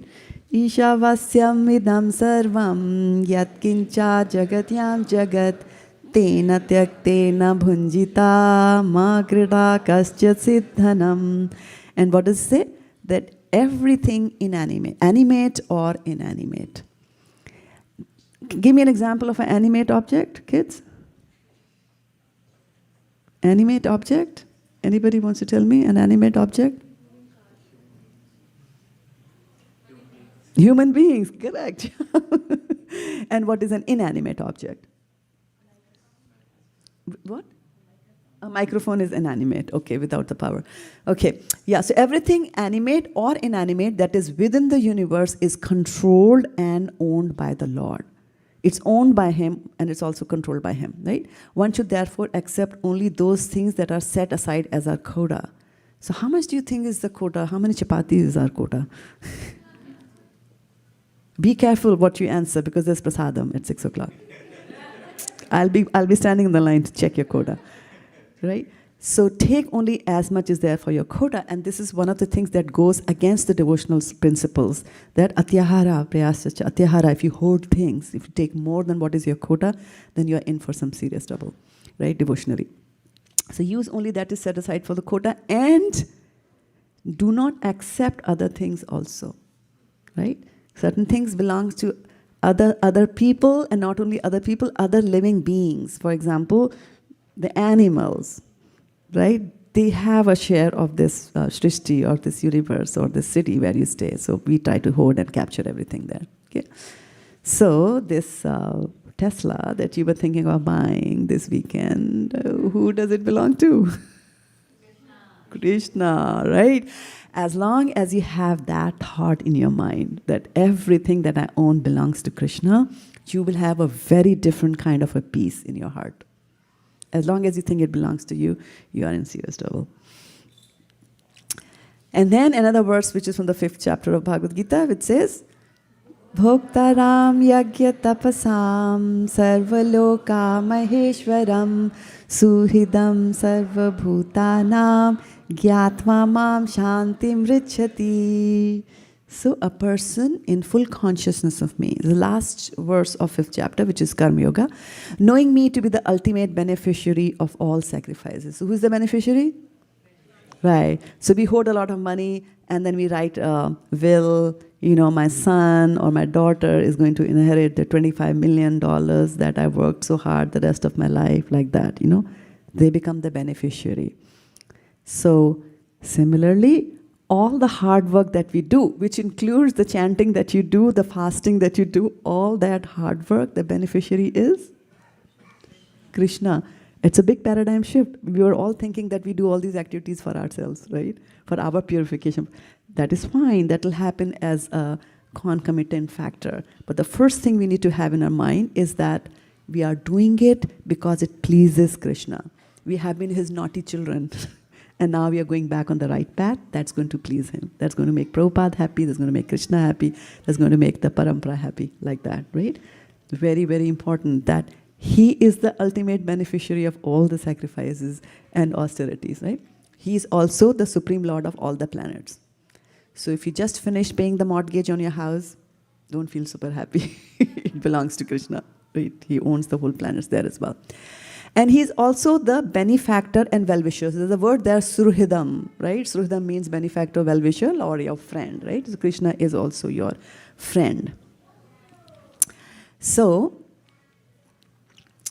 I want people to take turns reading this very interesting story. It comes from Book Distribution Sankirtan. And let's see. Who grabs the mic and who already has the mic? Okay. So there are many, many slide decks to that. So go ahead. The first one. Once with Mataji Kirti Rani. Kirti Rani, one of my students, we performed some festival in Ashtana. We did not have time to have dinner and rushed to the plane because we were going to be late for the flight. Local devotees handed a big bag with prasadam. I said, Krishna, the flight from Ashtana to Alma-Ata is just an hour and a half. We don't need anything, especially at night. Am I reading the whole thing? Okay. Keep on. But Kirtirani said, I'm hungry. Devotees insisted, take it all, please. Treat someone in Alma-Ata. Okay. Who wants to go next? With microphone? Yeah. Quickly, quickly, quickly. All right, here it comes. Having gotten into the plane, it turned out that we are in different rows. But next to me, there was a spare seat. So I waved to Kirtarani to come and take it. Come on in, sit next to me. Next to me, there was a guy who looked pretty unfriendly. His clothes were all dark colors. He was obviously in a bad mood. Okay, we've settled, Kirtirani says. Krishna, I'm so hungry. Malikamala, can I start to eat? Sure. As soon as the plane took off, she started to wrestle with plastic bags full of prasadam. Oh, they got is this. Wait. They got is this. Yeah, there's a typo there. Go ahead. Oh, and they got. Got us, yeah. And they got us this. So they got us this. She looked so happy. Malikamala, are you sure you are not going to eat? I'm not hungry. Have you offered some to our neighbor? He interrupted. Don't do this. Oh, okay. Okay, who's next? Okay, go ahead, Mataji. The stewardess drives up and delivers food. And in a whisper, he said, I'm a vegetarian. Kirtirani turned to me and said, Malika Mala, he ordered vegetarian meal. Wow, so you treat him. Excuse me, please excuse me. I accidentally found out that you ordered a vegetarian and we have just the same vegetarian. I said no, shouted the man. Okay. He looked really annoyed. Who's next?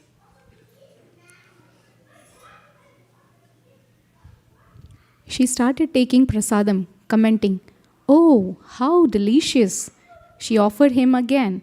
What about some sweets? I said no, shouted the man. But she didn't stop. Oh, look, here's another thing we have. Well, why should you eat airplane food? We have a homemade food here.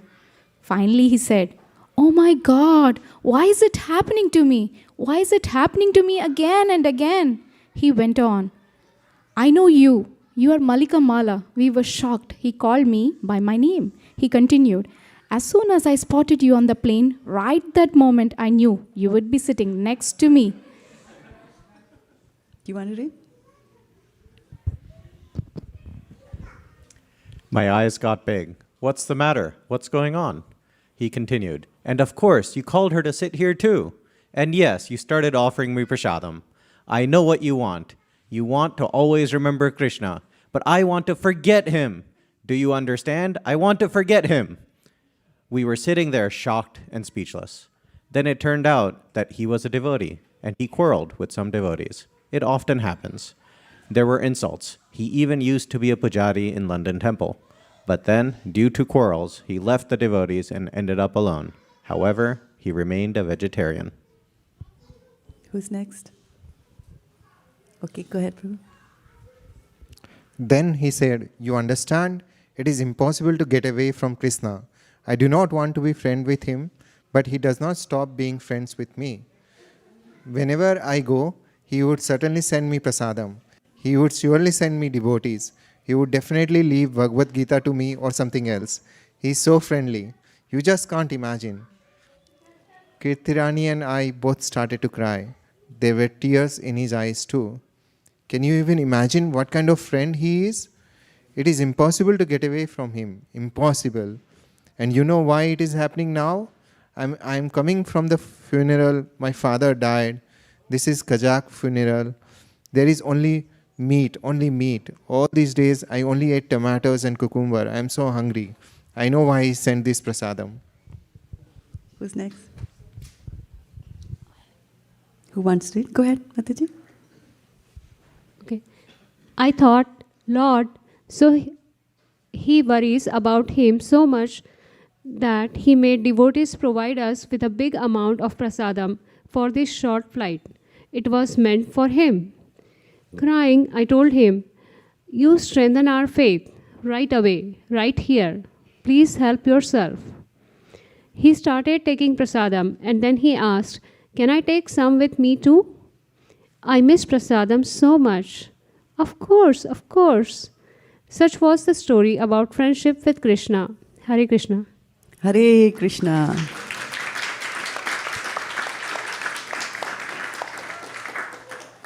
So how many of you had tears in your eyes?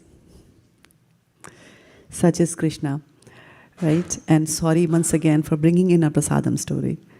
I didn't realize. Okay, so Krishna has been a friend. We saw that. Krishna has been friends in so many occasions in the Shastras. Which occasion is this? This one? This one? It's a fire. Okay, this one? Akshay Patra, correct. Durvasa Muni. So then we are surrounded with material friends. How far does a material friend go with you? Maybe till the funeral. And then no friend follows, right? But Krishna is there with us in our hearts, guiding us, and he's waiting for us as we try to enjoy the fruits of the material nature here and there and enjoy, and consequently we suffer the fruits. Krishna is there waiting for us to turn our face towards Krishna, right? And when you turn your face towards Krishna and take one step towards him, he's your best friend. And that's what he's trying to tell you, that, I own everything, I control everything, but I'm also your good friend. So just if you be friends with me, you get to have all these goodies with you, right? So if we have that concept in our mind, that whatever I'm doing it for Krishna. Whatever I have got in my life actually belongs to Krishna. And then gratitude is going to come into our hearts. And when you have gratitude in your heart, a grateful heart is a peaceful heart, right? And when you are peaceful, only then can happiness come in. Because Krishna said that, right? Without peace, how can you even think that you are Krishna? So what I aim here should be practice devotional service. This is just the 5th chapter of Bhagavad Gita. Krishna has not openly said that, become my devotee. Man mana mad bhakto madhyaji mam namaskuru. He's not said that yet, but he's going to say that and emphasize more in the 12th chapter of Bhagavad Gita. But for us here, we have to remember that in order to get out of this situation, contemplating on things, trying to enjoying them for ourselves, suffering and then saying, why is Krishna doing this to me? Krishna doesn't do things like that, without any reason. Somebody might say that, okay, I thought, Krishna, you were my friend. A Prabhupada could have said, Krishna, I took sannyas. I gave up everything. I came into a shelter. You were supposed to protect me. And, soon after I took sannyas, what happened? A bull came and gored him, right? So, and the Prabhupada explains in his lectures, he says that, these kind of things will come. but ultimately they lead to something better in our lives, right? So when Krishna does things, when things happen to us in our lives, we don't have to start thinking logically about it.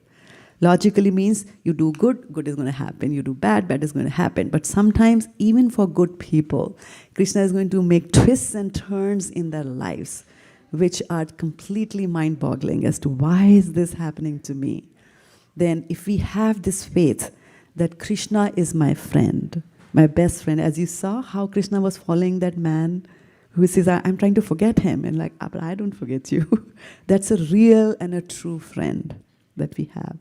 So we are so blessed here that we have, by the mercy of Srila Prabhupada, we found his book, or somehow or the other we came here, spent a wonderful Sunday feast here discussing Krishna, discussing Krishna's material world, and also discussing how do we get out of this material world and get ultimate peace and ultimate happiness. So thank you so much. We are on the top of the hour now, and we'll have Aarti then, and let me see.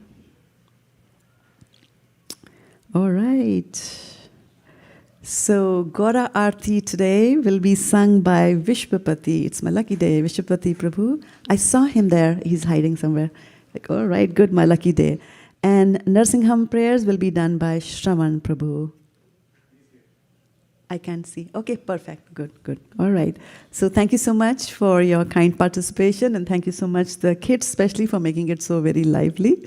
We'll meet again. Vanchikalpatarubhyascha kripa sindhubhya evacha patitanam pavnebhyo vaishnavebhyo namo namaha gopremanande hari hari bol.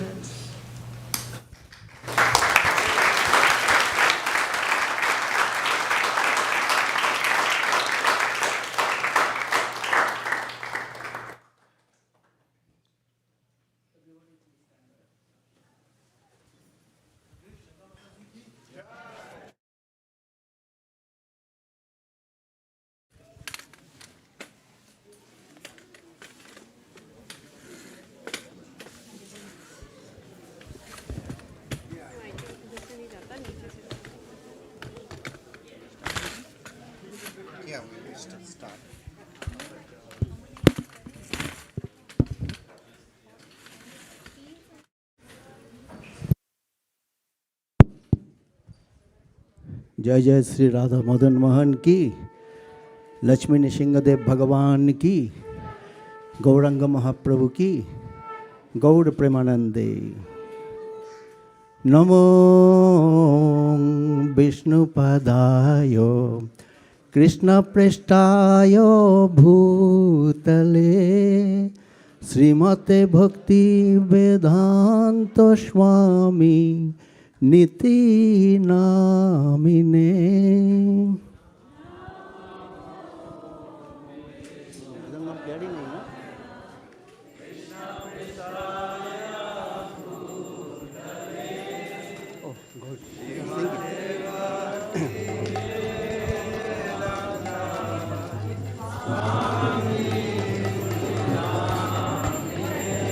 नमस्ते सरस्वती देवे गौरवाणी प्रचारिणे निर्विशेष शून्यवादी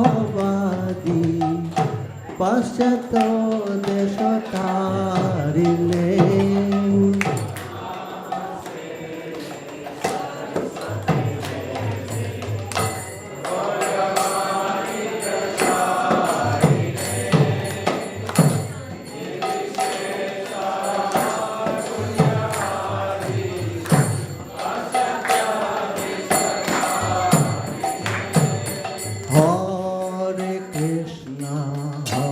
Hare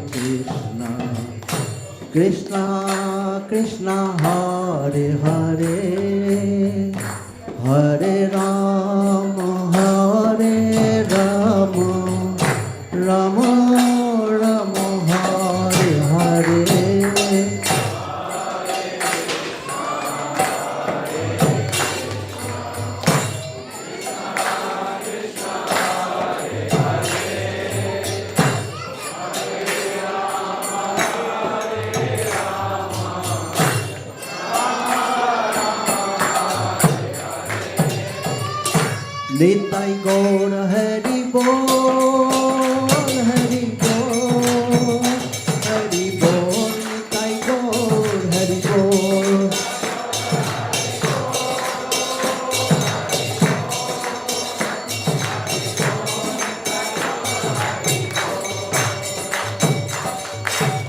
Hare Krishna,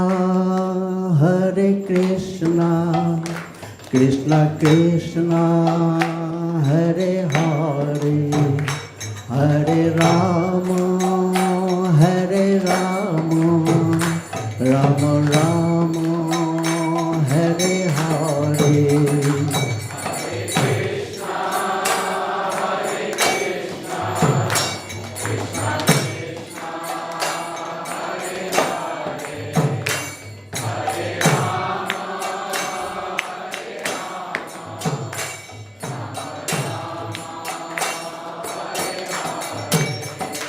Hare Krishna, Krishna Krishna, Hare Hare, Hare Rama, Rama Rama, Hare Hare.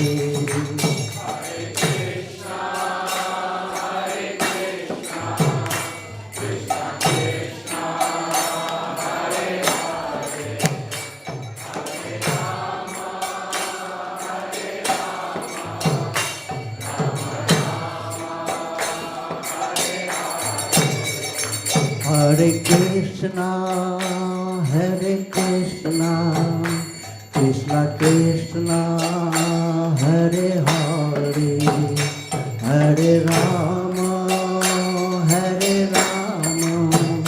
Rama Rama, Hare Hare.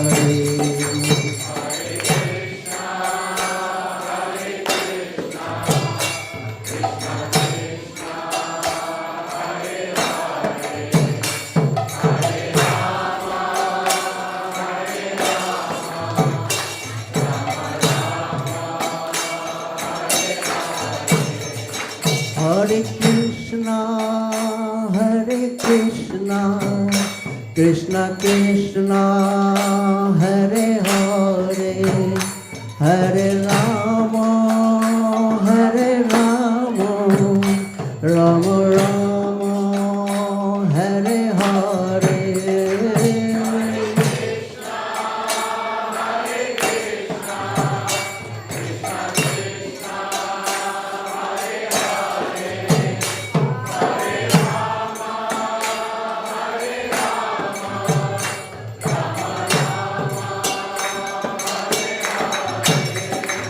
Hare Krishna, Krishna Krishna, Hare Hare, Hare Rama, Rama Rama, Hare Hare.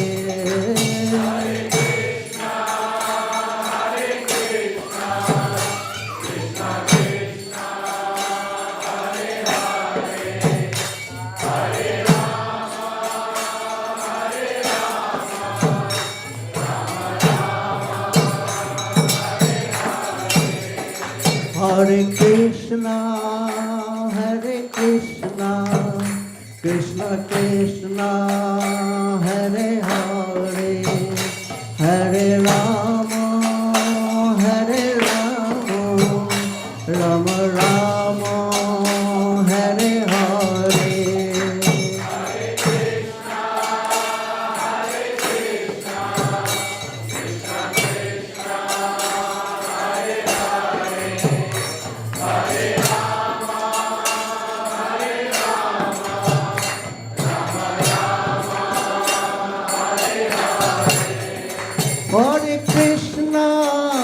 Hare Krishna, Krishna Krishna, Hare Hare, Hare Rama, Rama Rama, Hare Hare. Hari Bol.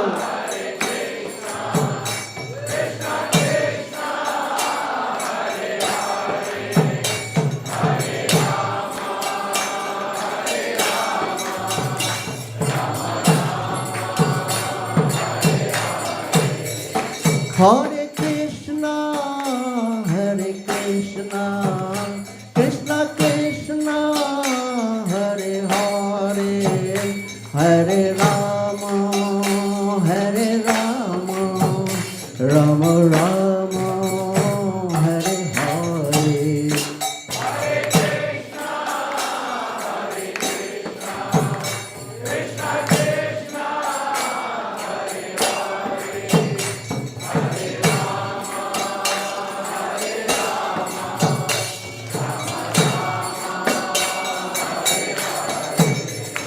Hare Krishna, Krishna Krishna, Hare Hare, Hare Rama, Rama Rama, Hare Hare.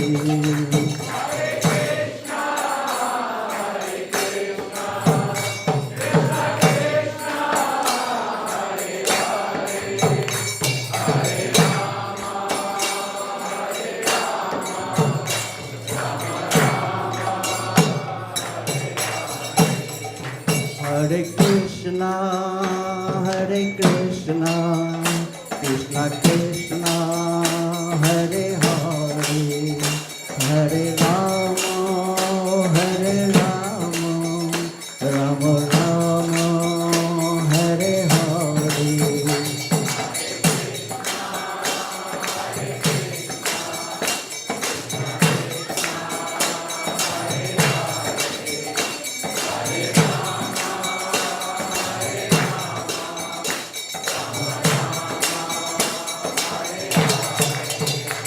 Hare Krishna, Krishna Krishna, Hare Hare, Hare Rama, Rama Rama, Hare Hare.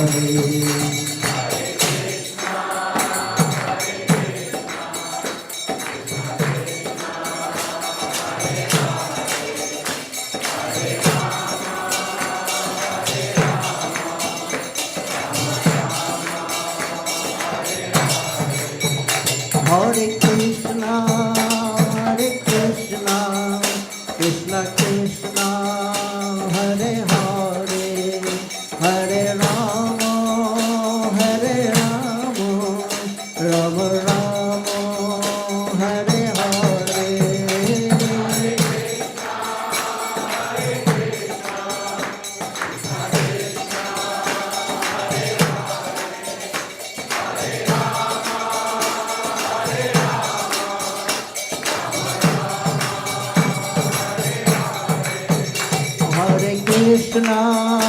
Hare Krishna, Krishna Krishna, Hare Hare, Hare Rama, Rama Rama, Hare Hare.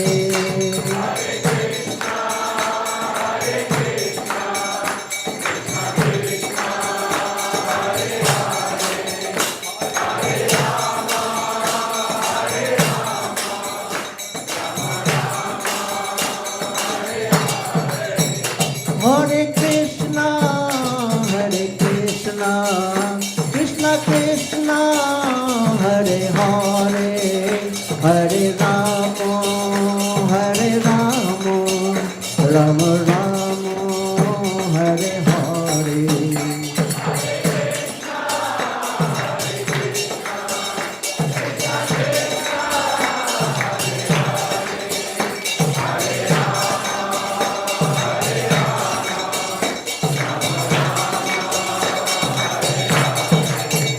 Hare Krishna, Krishna Krishna, Hare Hare, Hare Rama, Rama Rama, Hare Hare.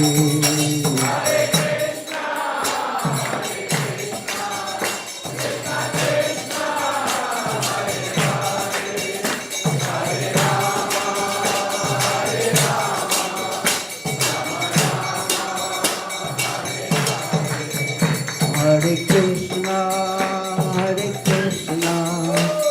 Krishna Krishna Hare Hare Hare Rama Hare Rama Rama Rama Hare Hare. Hari Bol.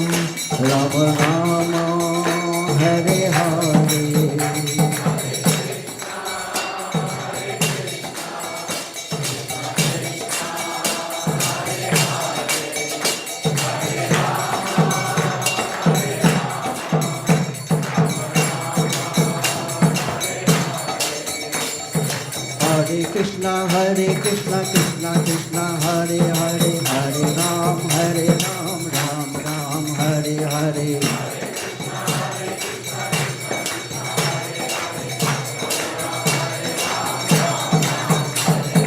Hare Krishna, Krishna Krishna, Hare Hare, Hare Ram, Ram Ram, Hare Hare. Hare Krishna, Krishna Krishna, Hare Hare, Hare Ram, Ram Ram, Hare Hare.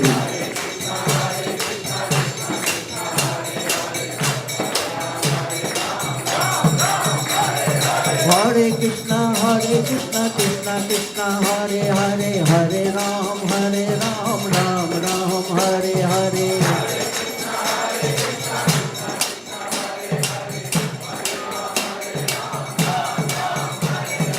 Hare Krishna, Krishna Krishna, Hare Hare, Hare Ram, Ram Ram, Hare Hare. Hare Krishna, Krishna Krishna, Hare Hare, Hare Ram, Ram Ram, Hare Hare.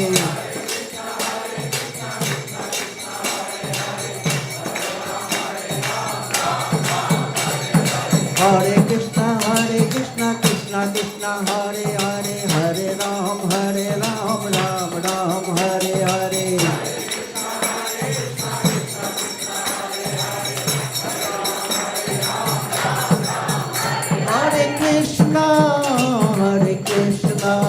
Hare Krishna, Krishna Krishna, Hare Hare, Hare Rama,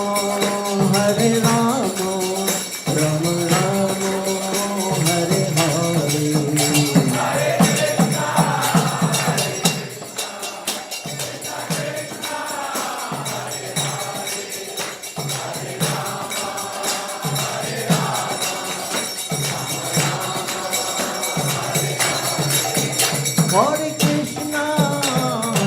Hare Krishna, Krishna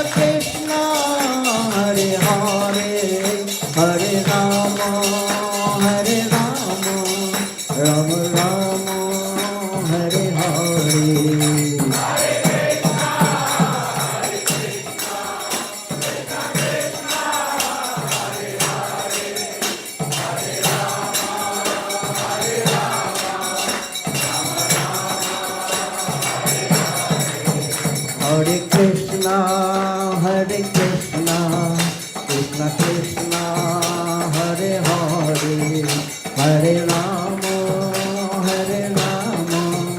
Rama Rama, Hare Hare.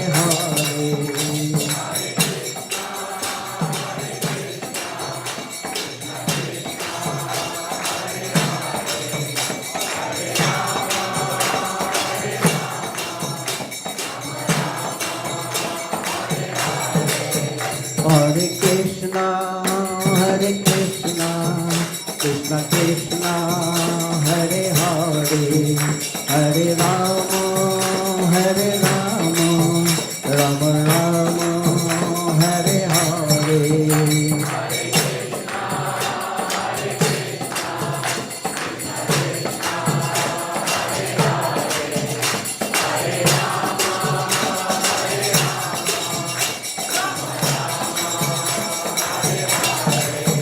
Hare Krishna, Krishna Krishna, Hare Hare, Hare Rama, Rama Rama, Hare Hare.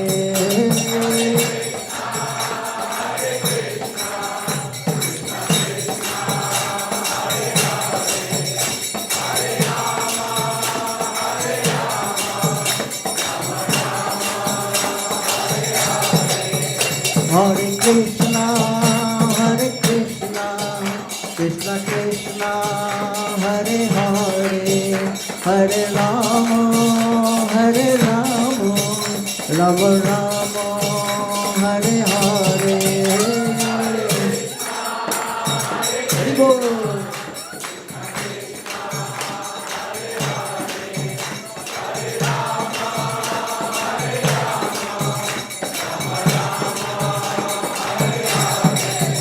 Hare Krishna, Krishna Krishna, Hare Hare, Hare Rama, Hare Rama, Rama Rama, Hare Hare.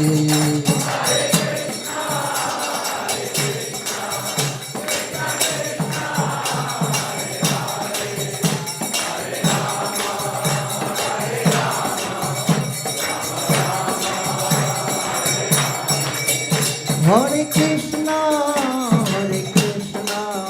Krishna Krishna, Hare Hare, Hare Rama, Hare Rama, Rama Rama, Hare Hare.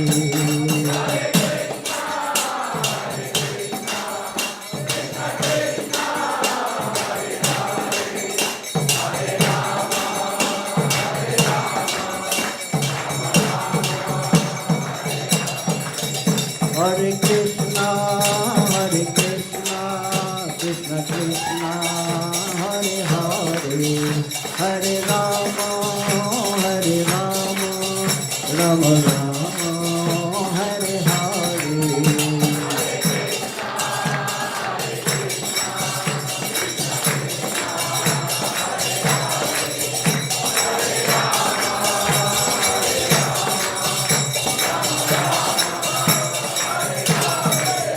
Hare Krishna, Krishna Krishna, Hare Hare, Hare Rama, Rama Rama, Hare Hare.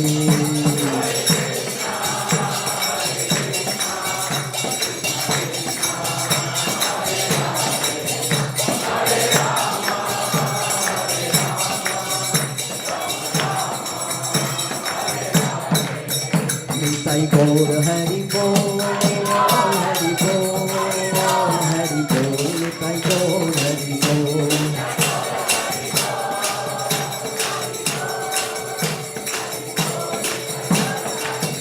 Jayo Radha Madan Mohan Radha Madan Mohan Radhe.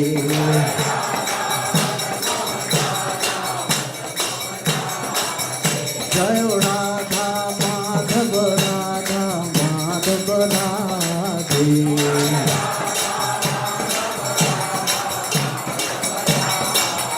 Jayo Radha Gokulanando Radha Gokulanando Radhe.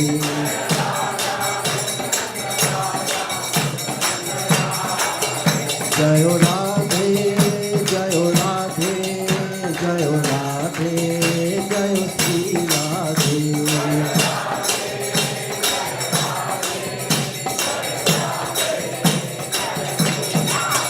Jaya Jaya Prabhupada, Prabhupada, Prabhupada, Jaya Jaya Prabhupada.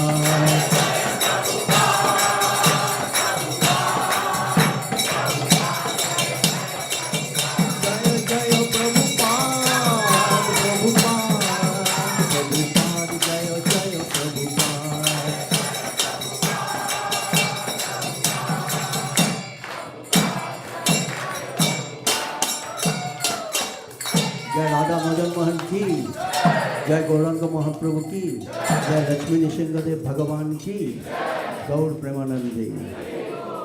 जय ओम विष्णुपाद परमहंस परिव्राजक आचार्य अष्टोत्तर शत श्री अभय चरण अरविंद भक्ति वेदांत स्वामी शिल प्रभुपाद की। जय ओम विष्णुपाद परमहंस परिव्राजक आचार्य अष्टोत्तर शत श्री भक्ति सिद्धांत सरस्वती ठाकुर की। नामाचार्य शिल हरिदास ठाकुर की। प्रेम से कहो श्री कृष्ण चैतन्य प्रभु नित्यानंद श्री अद्वैत गदाधर श्री वासादि श्री गौर भक्तवृंद की। श्री श्री राधा कृष्ण गोप गोपीनाथ श्याम कुंड राधा कुंड गिरी गोवर्धन की, वृंदावन मथुरा धाम की, मायापुर नवद्वीप धाम की, जगन्नाथपुरी धाम की, गंगा माई जमुना माई की, तुलसी महारानी की, समवेत भक्त वृंद की, all glories to assembled devotees, all glories to assembled devotees, all glories to assembled devotees, all glories, all glories, all glories, Sisi Guru Gauranga, Hare Krishna.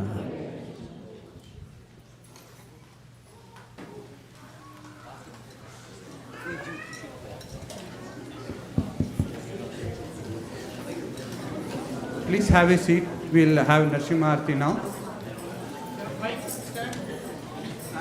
Today's Narasimha Aarti would like to dedicate to Pawan Agarwal Prabhu's father who left his body 3 years back. So in his memory, we are dedicating today's Narasimha prayers. Hare Krishna.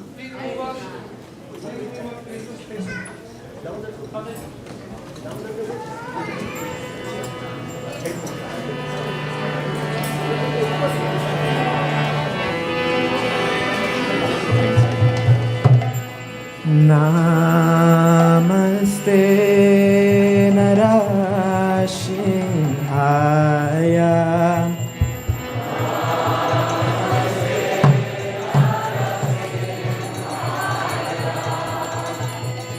Namaste Narashinhaya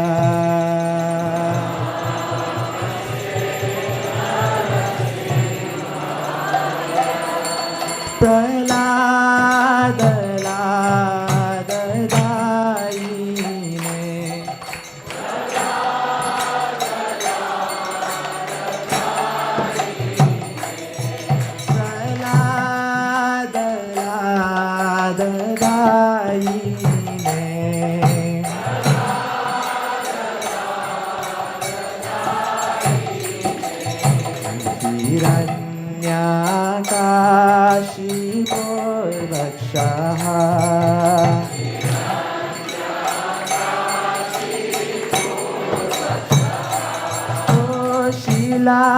Tankana khalaye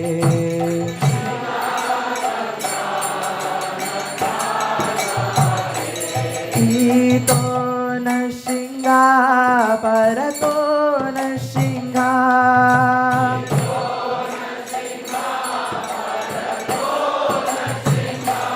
Ito na shinga parato na shinga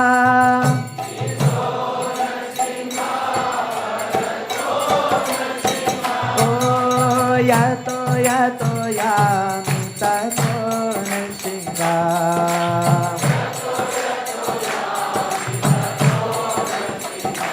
Yato yato yamita to nashinga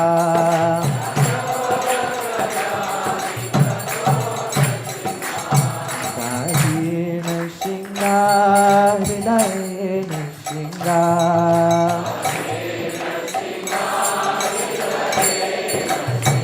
Bahir Nashinga, Hridaye Nashinga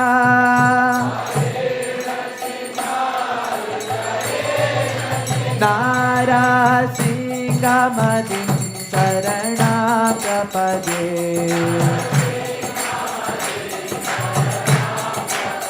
Narasimha Madin Sarana Prapade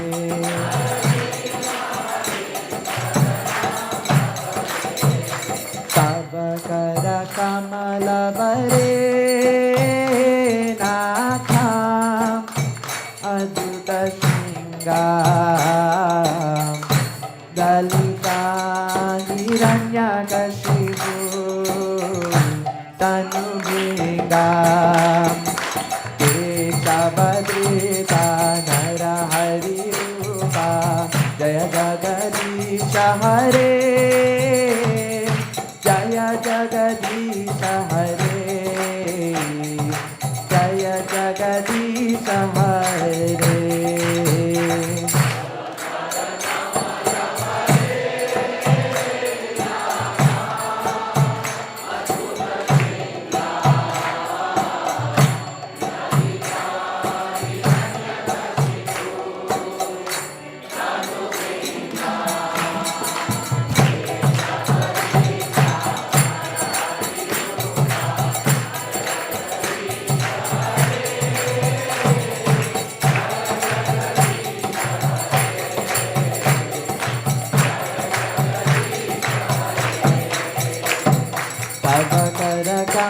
केशवरे नाथाम् अच्युतशृङ्गाम्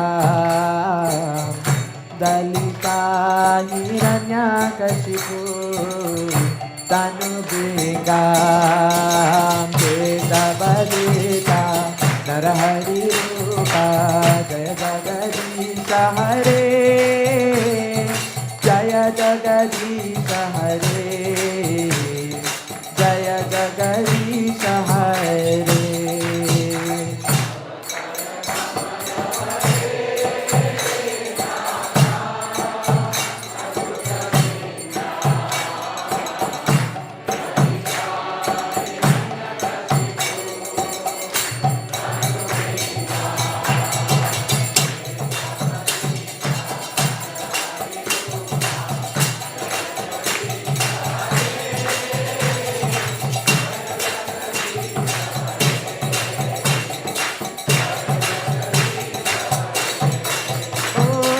केशवदीता नरहरिरूपा जय जगदीश हरे जय जगदीश हरे जय जगदीश हरे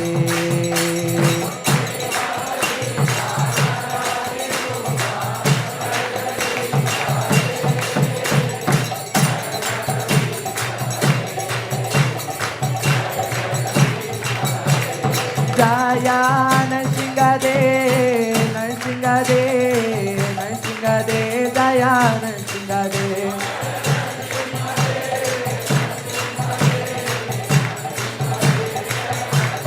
जया भक्त प्रहलाद भक्त प्रहलाद भक्त प्रहलाद जया भक्त प्रहलाद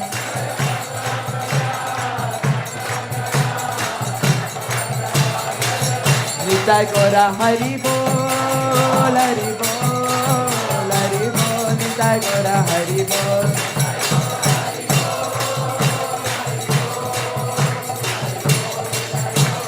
निताय गौरा हरि बोल हरि बोल हरि बोल निताय गौरा हरि बोल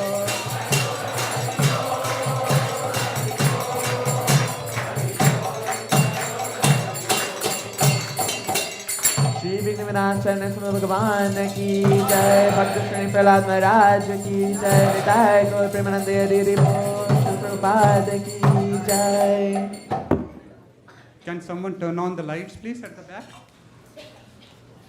Hare Krishna. Hare Krishna. Krishna Krishna. Hare Hare. Hare Rama. Hare Rama. Rama Rama. Hare Hare. We welcome you all to the Sunday Feast Festival here at ISKCON of Silicon Valley. So let's give a big round of applause to everyone who has joined us tonight. Hare Hare Bol. And also let's thank everyone who has joined us online. So let's give them a big round of applause too. Today's Krishna Katha and talk was brought to us by Her Grace Shraddha Mataji. So let's give her a big round of applause. Hare Hare Hare Bol. And the Aarti was brought to us by His Grace Vishwapati Prabhu. Hari Bol. And the beautiful Narsimha Aarti was sung by Bhakta Shravan. So let's give him a round of applause. Hari Hari Bol. Also, we would like to thank His Grace Ramananda Saka Prabhu for bringing us the broadcast program. Hari Bol. So anyone coming here for the first time? Thank you. There we have, okay. Thank you for joining us tonight. If you have any questions or if we could be of any assistance, please reach out to me. My name is Shri Gopal Das or Sachindra Prabhu. He will be outside at the table. We will be happy to assist you in any way we can. Hare Krishna. So let's chant one Mahamantra for all the newcomers. Hare Krishna, Krishna Krishna, Hare Hare, Hare Rama, Rama Rama, Hare Hare. So we have two sponsors for tonight's feast.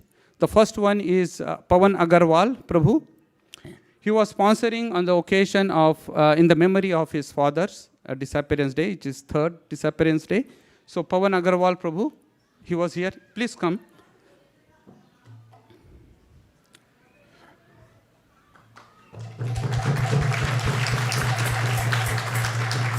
Thank you, Pawan Prabhu, for sponsoring tonight's feast, and we pray for the protection of your father. Hare Krishna. Would you like to say a few words? Sure. Hare Krishna. So my name is Pawan Agrawal, and I'm accompanied here with my wife, my lovely daughter, she's right there, my brother, his family, and few people online.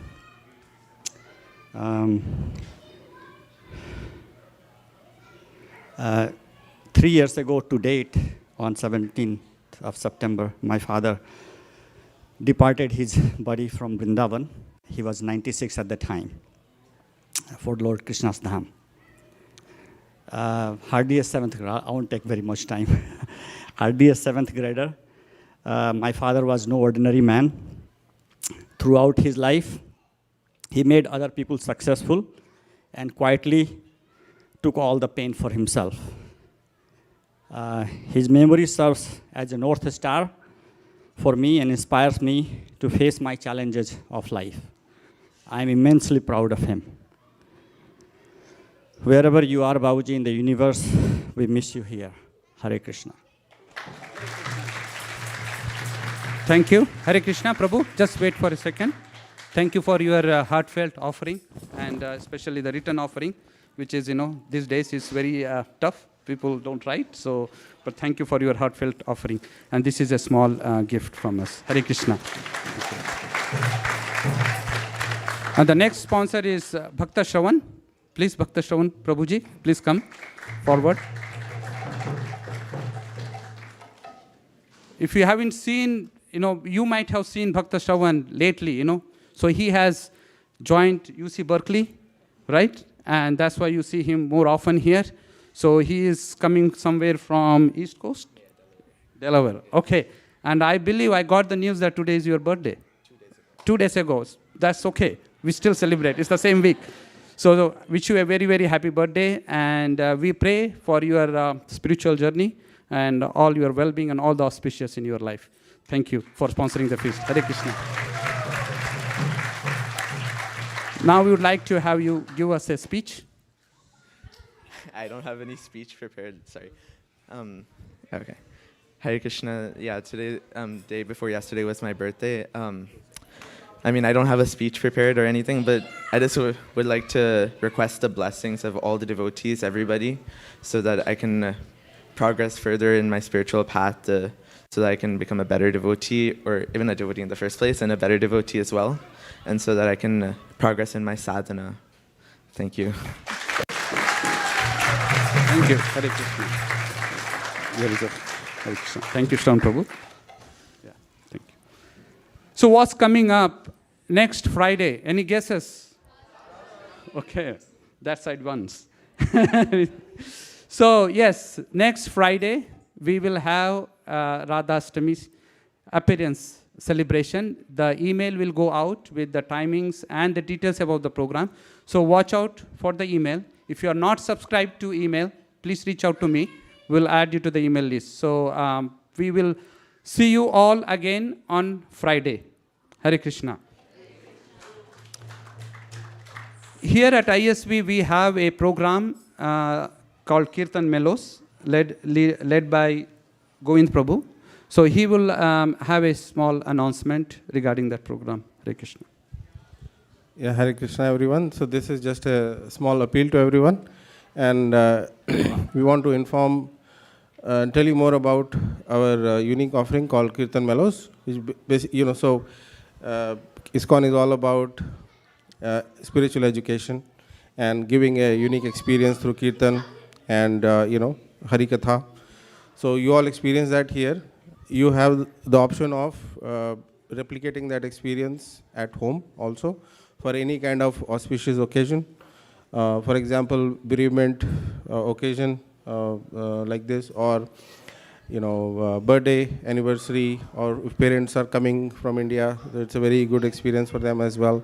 Or you have a house, you purchase a new home, so housewarming, or you just want to have experience purification at home. You have like bad vibes coming, you want to just feel good. But no, it's serious, right? So kirtan uplifts your spirits. So we do it on Saturday morning or evening or even Sunday morning, and 4 to 5 devotees come to your home, and we request that you have about 8-10 families, gather them so that you become agent of change. You participate in Lord Chaitanya's movement, and you help spread Harinam and teachings of Bhagavad Gita, Srimad Bhagavatam. So it's a couple hours of here, and we can customize the experience for you also. So you can get in touch with me. I'll be outside, and we have testimonials, and we have FAQs. So it's a pretty structured process. Hare Krishna. Thank you very much.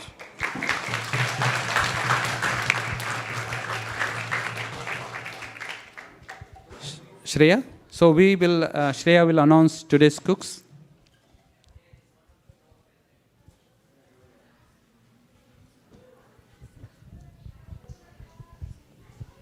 Hare Krishna.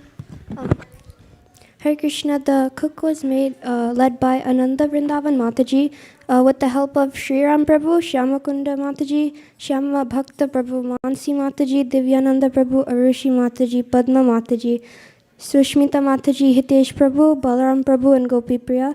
And cleaning was led by Amit Prabhu and the team. Hare Krishna.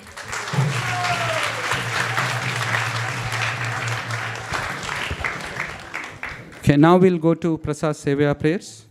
Any from the youth team would like to lead? Yeah.